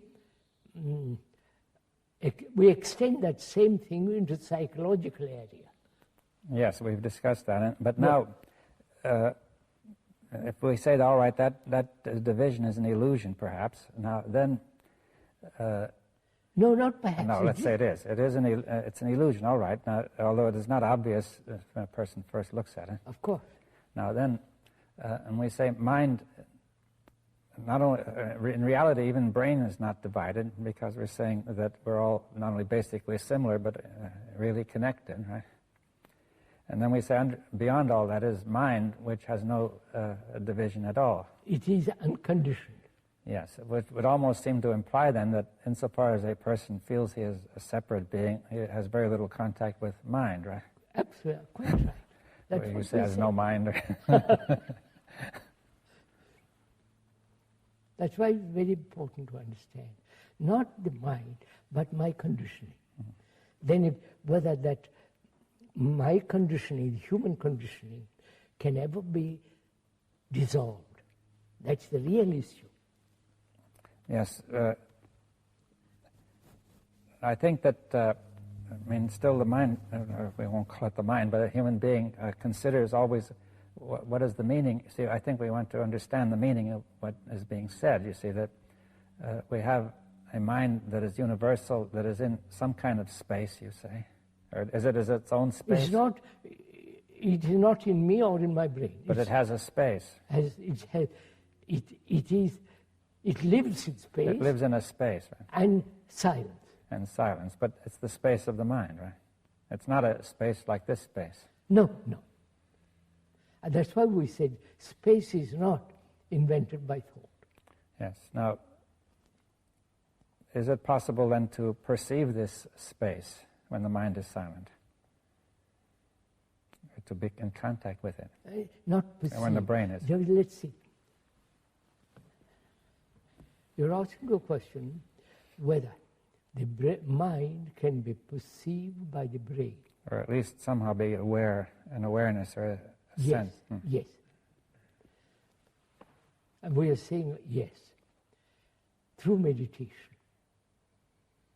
You may not like to use that word. Well, I don't mind. I think it is possible to bring about, she said that's a difficulty.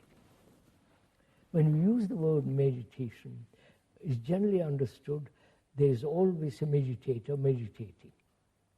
The meditation is really an unconscious process.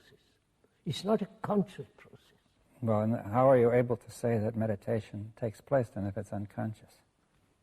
It is taking place when the brain is quiet. Well, you mean by consciousness all the movement of thought? Yes, movement of thought. With feeling, desire, yes, will, and all that goes with it, right? But there's a kind of awareness still, isn't there? Oh, yes. Yes, you see. It depends what you call awareness. Yes. Awareness of what? I don't, possibly awareness of something deeper, I don't know.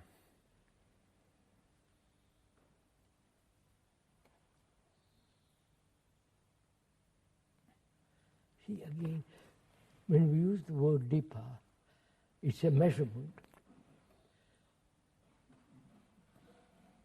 I know, how would you... Well, let's not use that, but let's say that some kind of, the brain is not, see, there's a kind of unconsciousness which you're simply not aware of at all. A person may be unconscious of some of his, his problems, his conflicts. Let's go at it a little bit more. If I do something consciously, it's the activity of thought. Yes. Right? Yes, it's thought reflecting on itself. It's the activity of thought. Now, if I consciously meditate, practice, do all this kind of what I call nonsense, then you are making the brain conform to another series of patterns. Yes, it's more becoming. It's more of becoming, that's right. Yes, you're trying to become better. There is no illumination by becoming. You can't be illumined, if I can use that word, by saying I'm going to be a chief. Yes, but now it seems very difficult to communicate something which is not conscious, you see. That's the difficulty. But it's not just being knocked out, or a person is unconscious if he's knocked out too, but you don't mean that. No. Or under anesthetic, or... No, let's put it that way. Conscious meditation, conscious activity to control thought, to free oneself from conditioning, is not freedom. Yes, I think that's clear, but now it becomes very unclear how to communicate what else, you see. That. Wait a minute, how can I tell, you want to tell me what lies beyond thought? Or when thought is silent. Right, silent. What words would you use? Well, I suggested the word awareness, or what about the word attention? I don't know. Attention is better for me. Yes.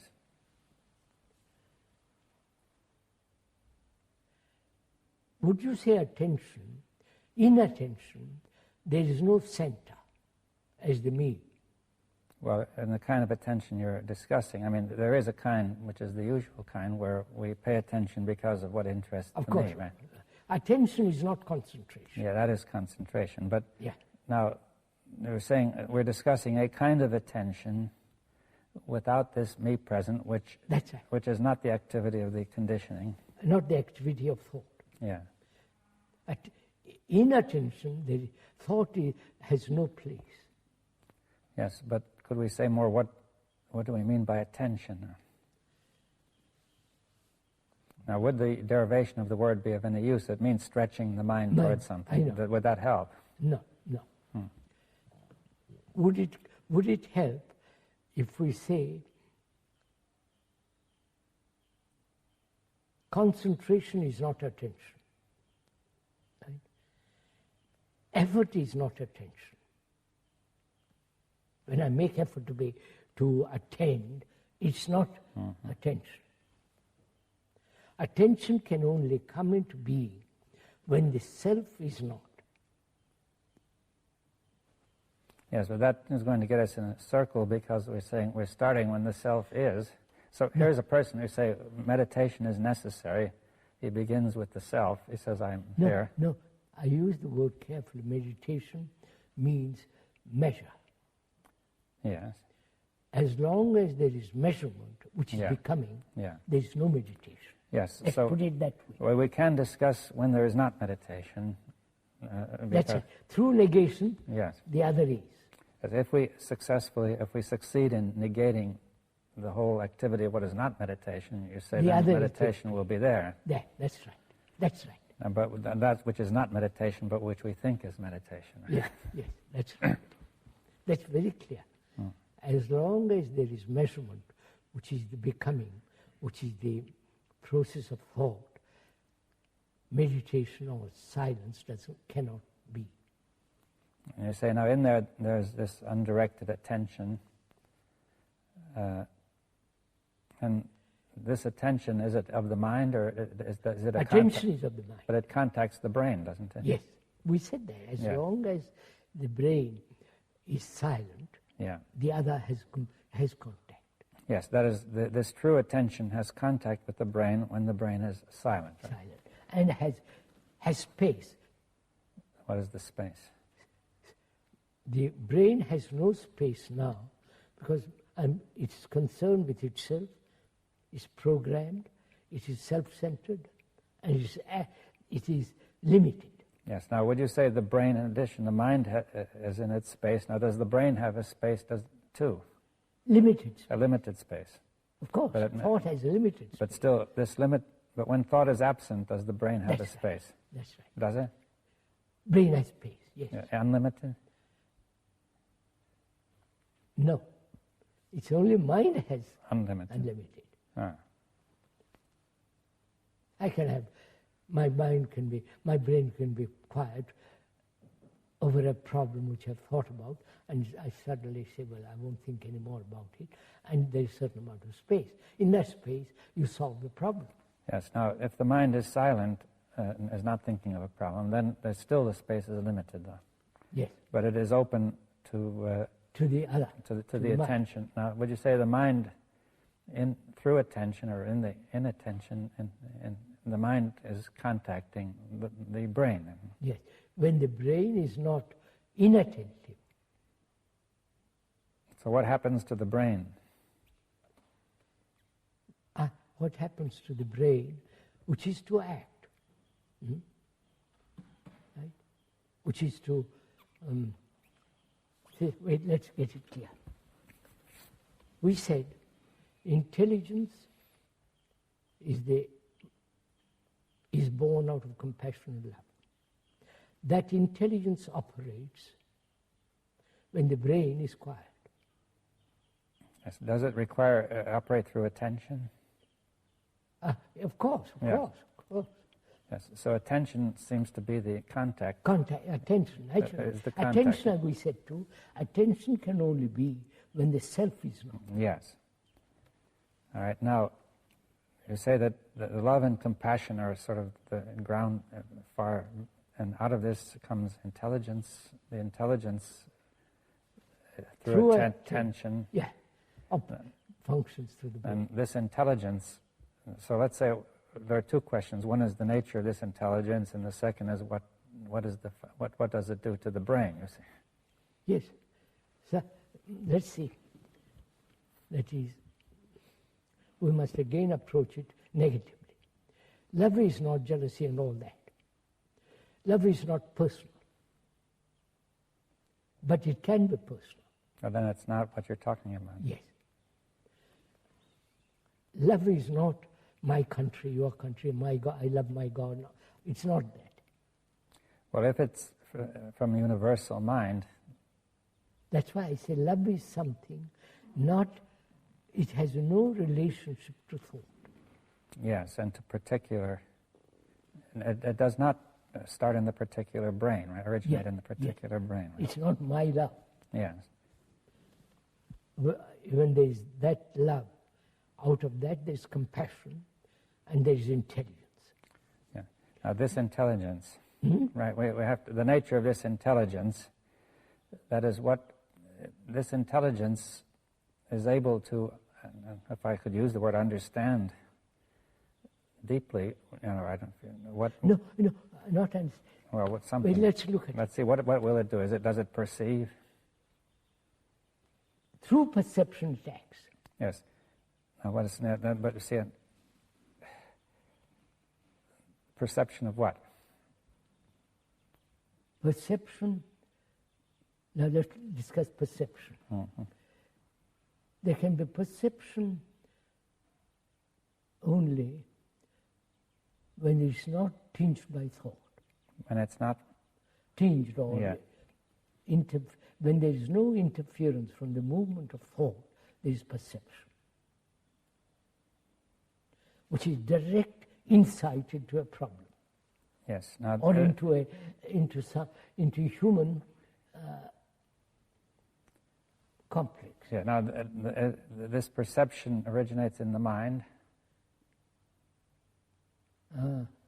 Does the perception originate in the mind? Let's look at it.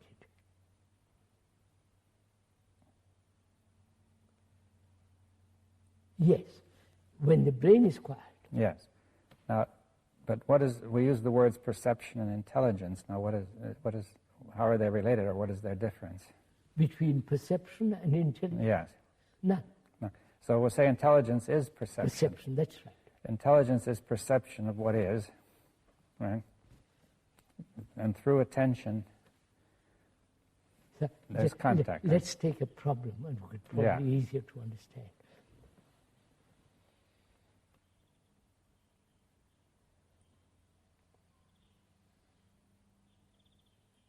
Take a problem of suffering.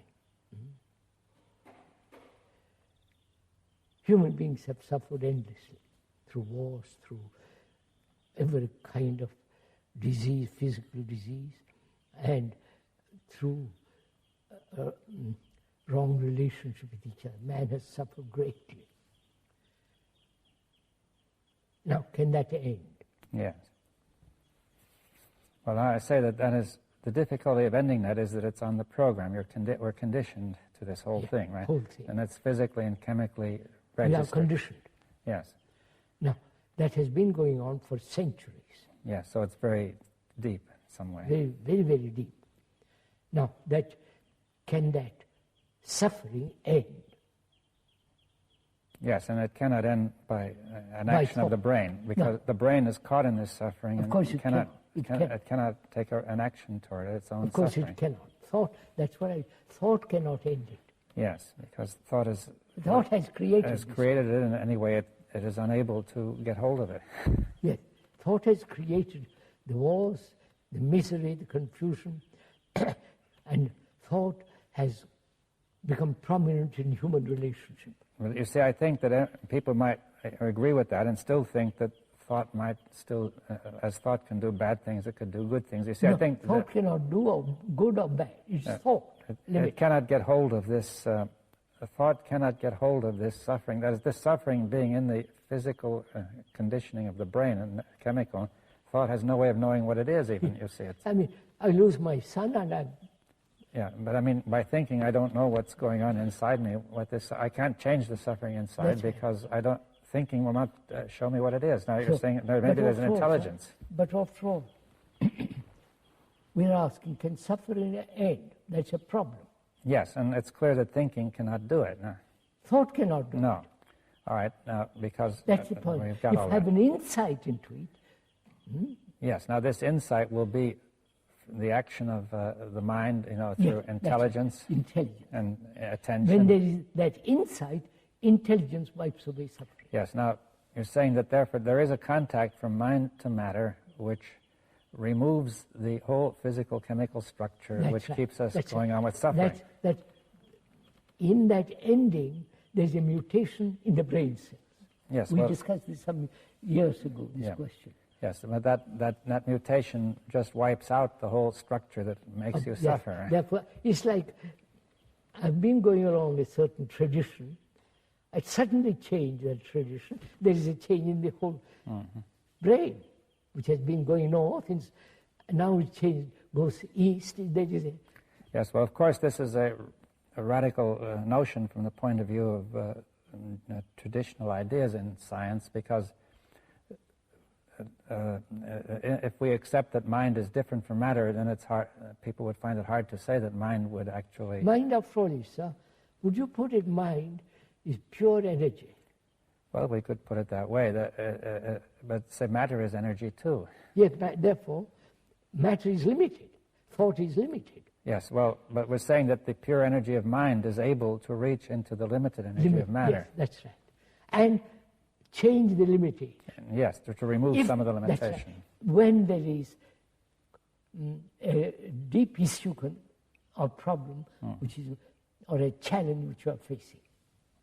Yes, so we have thought, yes, so, and we would also add that all the traditional ways of trying to do this cannot work because it hasn't worked. Well, that's not enough. We have to say because people still might hope it could. You see, it cannot actually. It cannot, because thought cannot get at the basis of its own physical, chemical basis in the cells and do anything about those cells. Yes, sir. We've said that very clearly. Thought cannot bring about a change in itself. Yes, and yet practically everything that mankind has been trying to do is based on thought. Right? Thought. And there is a limited area, of course, where that's all right, but we cannot, therefore, as we said, we're discussing before, do anything about the future of mankind from the usual approach. So look, that's what when you listen to the politicians who are so very active in the world, they are creating problem after problem. And to them, thought is the most important thing, ideals. Well, generally speaking, nobody can even know of anything else. You see that? Exactly.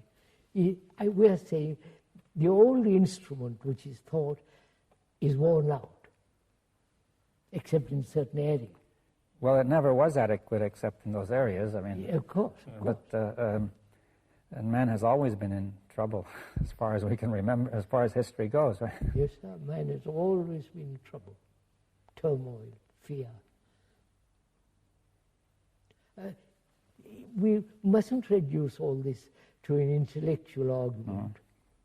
But as human beings, facing all the confusion of the world, can there be a solution to all this? Yes, well, and that comes back to the question I'd like to repeat. That it seems here there are a few people, who are talking about it and perhaps meditating and so on. But how is that going to affect this vast current of mankind? Probably very little. But see, I think why do you raise? Will it affect? It might or it might. It might not. It might or it might not. Might not. Yes. But then one puts that question. Then what's the use of it? Yes, that's the point. That I think there's an instinctive feeling that makes one put the question. Yes, I think that's a wrong question. But it's a wrong question. You see, that is the first instinct is to say, what can we do to stop this tremendous catastrophe? Yeah. But if each one of us, whoever listens, sees the truth of this, that thought in its activity, both externally and inwardly, has created terrible mess, great suffering, then one must inevitably ask, is there an ending? Is there an ending to all this? If thought cannot end it, what will? Yes. What is the new instrument that will put an end to all this misery? See, there is a new instrument, which is the mind, and so on and so on. Yes. Which is intelligence. But, you see, the difficulty is also people won't listen to all this. They have come to definite conclusions, both the scientists and the ordinary layman like us. They won't listen. Yes, well, that is the sort of point I had in mind when I said that a few people don't seem to have much effect. I think, after all, few people have changed the world. Hitler was whether good or bad, that's not the point. But he didn't change it fundamentally. No, he changed the world superficially. Yeah. The revolution of the Bolsheviks, the communists, has changed, but they come to the same pattern again. Physical revolution has never changed psychologically human state. Well, do you think it's possible that say a certain number of brains coming in contact with mind in this way will be able to have an effect on mankind which is beyond just the immediate obvious Yes, effect of that's their right. communication. That's right. I mean, obviously, whoever does this may communicate in the ordinary way, and that have a small effect. But now this is a possibility of something entirely different, right? See, how do you? I've often thought about how do you convey to all this rather subtle and very complex issue? How do you convey all this to a person who is steeped in tradition, who is conditioned, and won't even take time to listen, to consider?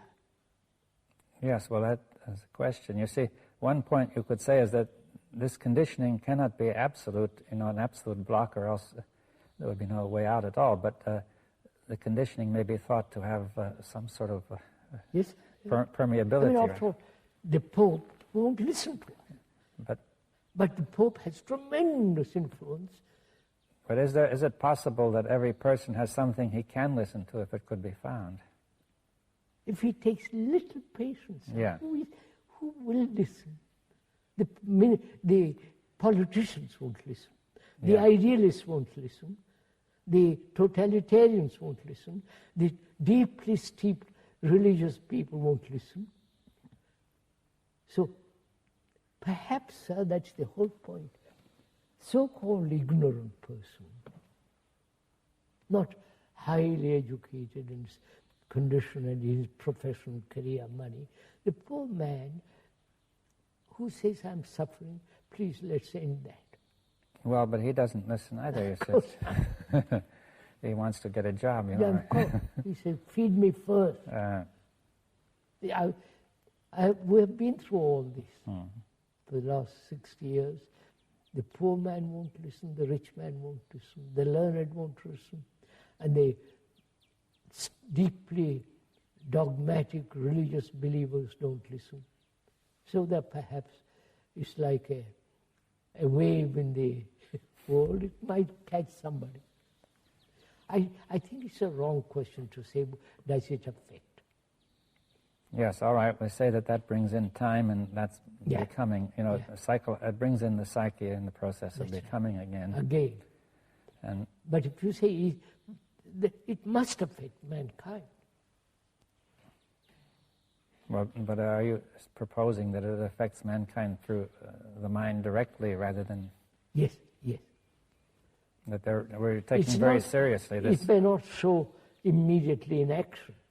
Yes, you're taking very seriously what you said, that the mind is universal and is not located in our ordinary space. Yes. It is not separate. It is not... You see, sir, there is a danger in saying this. Mind is universal. That's what some people say, the mind. Mm-hmm. And it's become a tradition. Well, you can turn it into an idea, of course. Yeah, of course. That's just the danger of it. That's what I'm saying. Yes. But what you're saying is that, really the question is, we have to come directly in contact with this to make it real, right? That's it. They can only come into contact with it when the self is not, to put it very, very simply. And therefore, when the self is not, there is beauty, there is silence, space, then that intelligence which is born of compassion operates through the brain. It's very simple. Yes. But would it be worth discussing, the self, the question of how, since the self is active, I know. Widely. But that's our long tradition of many, many, many centuries. Now, is there some aspect of meditation which can be helpful here when the self is acting? You see, suppose this person says, "Okay, I'm caught in the self, but I want to get out, but I want to know, what shall I do?" You see that I won't use the words "what shall I do," but I mean, what do you say? That's very simple. Is the observer different from the observed? Well, suppose we say, yes, it appears to be different. Then what? No, is that an idea or an actuality? No, wait, what do you mean? Actuality is when there is no division between the thinker and the thought. Yes, but suppose I say ordinarily one feels the observer is different from the observed. I say we begin there. I will begin there and so look at it. Are you different from your anger, from your envy, from your suffering? You're not. Yes, at first sight it appears that I am. You see that I might try to control it, right? And not Or you, that or you justify are it. that. Yes, how will I see that I'm that? You are your name. You are your form, body. You are all the reaction and actions.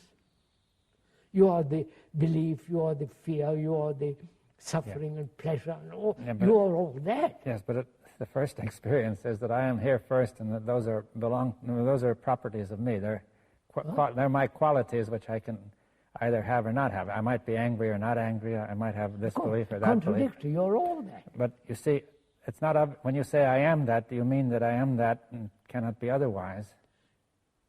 No. At present, you are that. It can be totally otherwise. Yes. Okay. So I am all that, rather than saying, as I usually do, that I'm looking at those qualities. That's it. At least that I, the observer, I admit that I am anger, but I feel that I, as the observer, am not anger, but I'm an unbiased observer who is looking at anger. Of course. Now you're telling me that this unbiased observer is the same as the anger he is looking at. Of course. Of course. Like I analyze myself, and the analyzer is the analyzed. Yes, he's biased by what he analyzes. Of course. So if I watch anger for a while, I can see that I am very biased by the anger. Yes. And so at some stage I say, okay, I am the same. I am one with that anger, right? Not I am one with it, you are. I am. But that anger and I are the same, right? Yes. One. Observer is the observed. And when there is that actuality exists, you have really eliminated altogether conflict.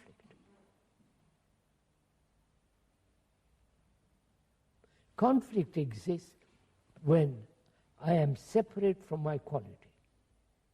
Yes, that's because if I believe myself to be separate, then I can try to change it. But Change it, since I control am that, it. it's that trying to change itself and remain itself at the same time. Right. That's right. But when the quality is me, the division has ended. Right? Yes, but when I see that the quality is me, then there's no point to the whole thing. No, right? no. Right. What happens before the quality is not me? Yes. Then in that there is conflict, either suppression, escape, and all the rest of it, which is a wastage of energy. When that quality is me, there is all that energy which has gone, which has been wasted, is there to look, to observe. Yeah, but why does it make such a difference to have that quality being me? I'm showing you. Yes. Well, It makes a difference when there is no division between the quality and me. yes, but when there's no perception of a difference, That's right. then Put it the mind does not try to fight itself. Yes. Hmm? Yes. If there's an illusion of a difference, the mind must be compelled to fight against itself. Yes. The brain. Yeah, The brain fights against itself, that's right? That's right. And on the other hand, when there's no illusion of a difference, the brain just stops fighting, right? Fighting, and therefore you have the tremendous energy. Yes, it's the brain's natural energy is released. Yeah. And when there is, which means energy means attention. Yes. Well, you say the energy of the brain allows for attention. For that thing to dissolve. Yes. Well, wait a minute, because we said before attention was a contact of the Yes, mind sir. and the brain. Now, but the brain must be in a state of high energy That's right. to allow that contact. Right? That's the same thing. Yes. I mean, a brain which is low energy cannot allow that Of course contact. not. But most of us are low energy because we are so conditioned.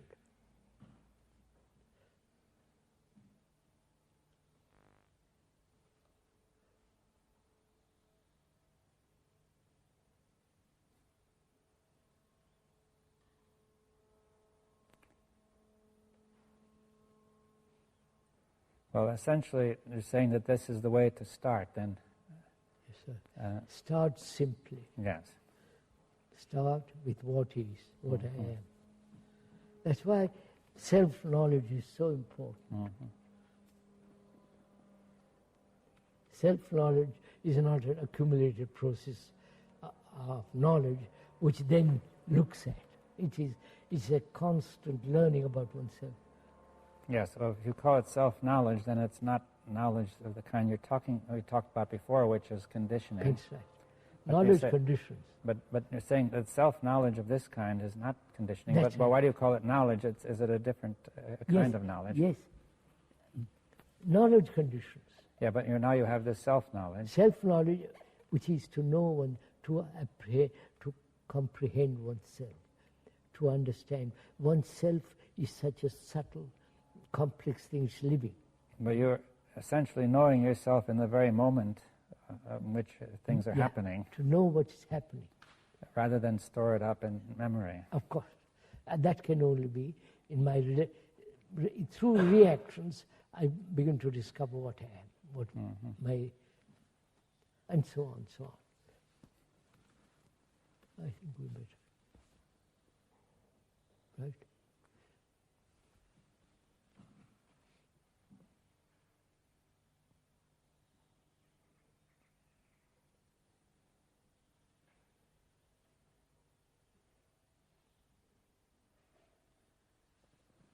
You're going tonight.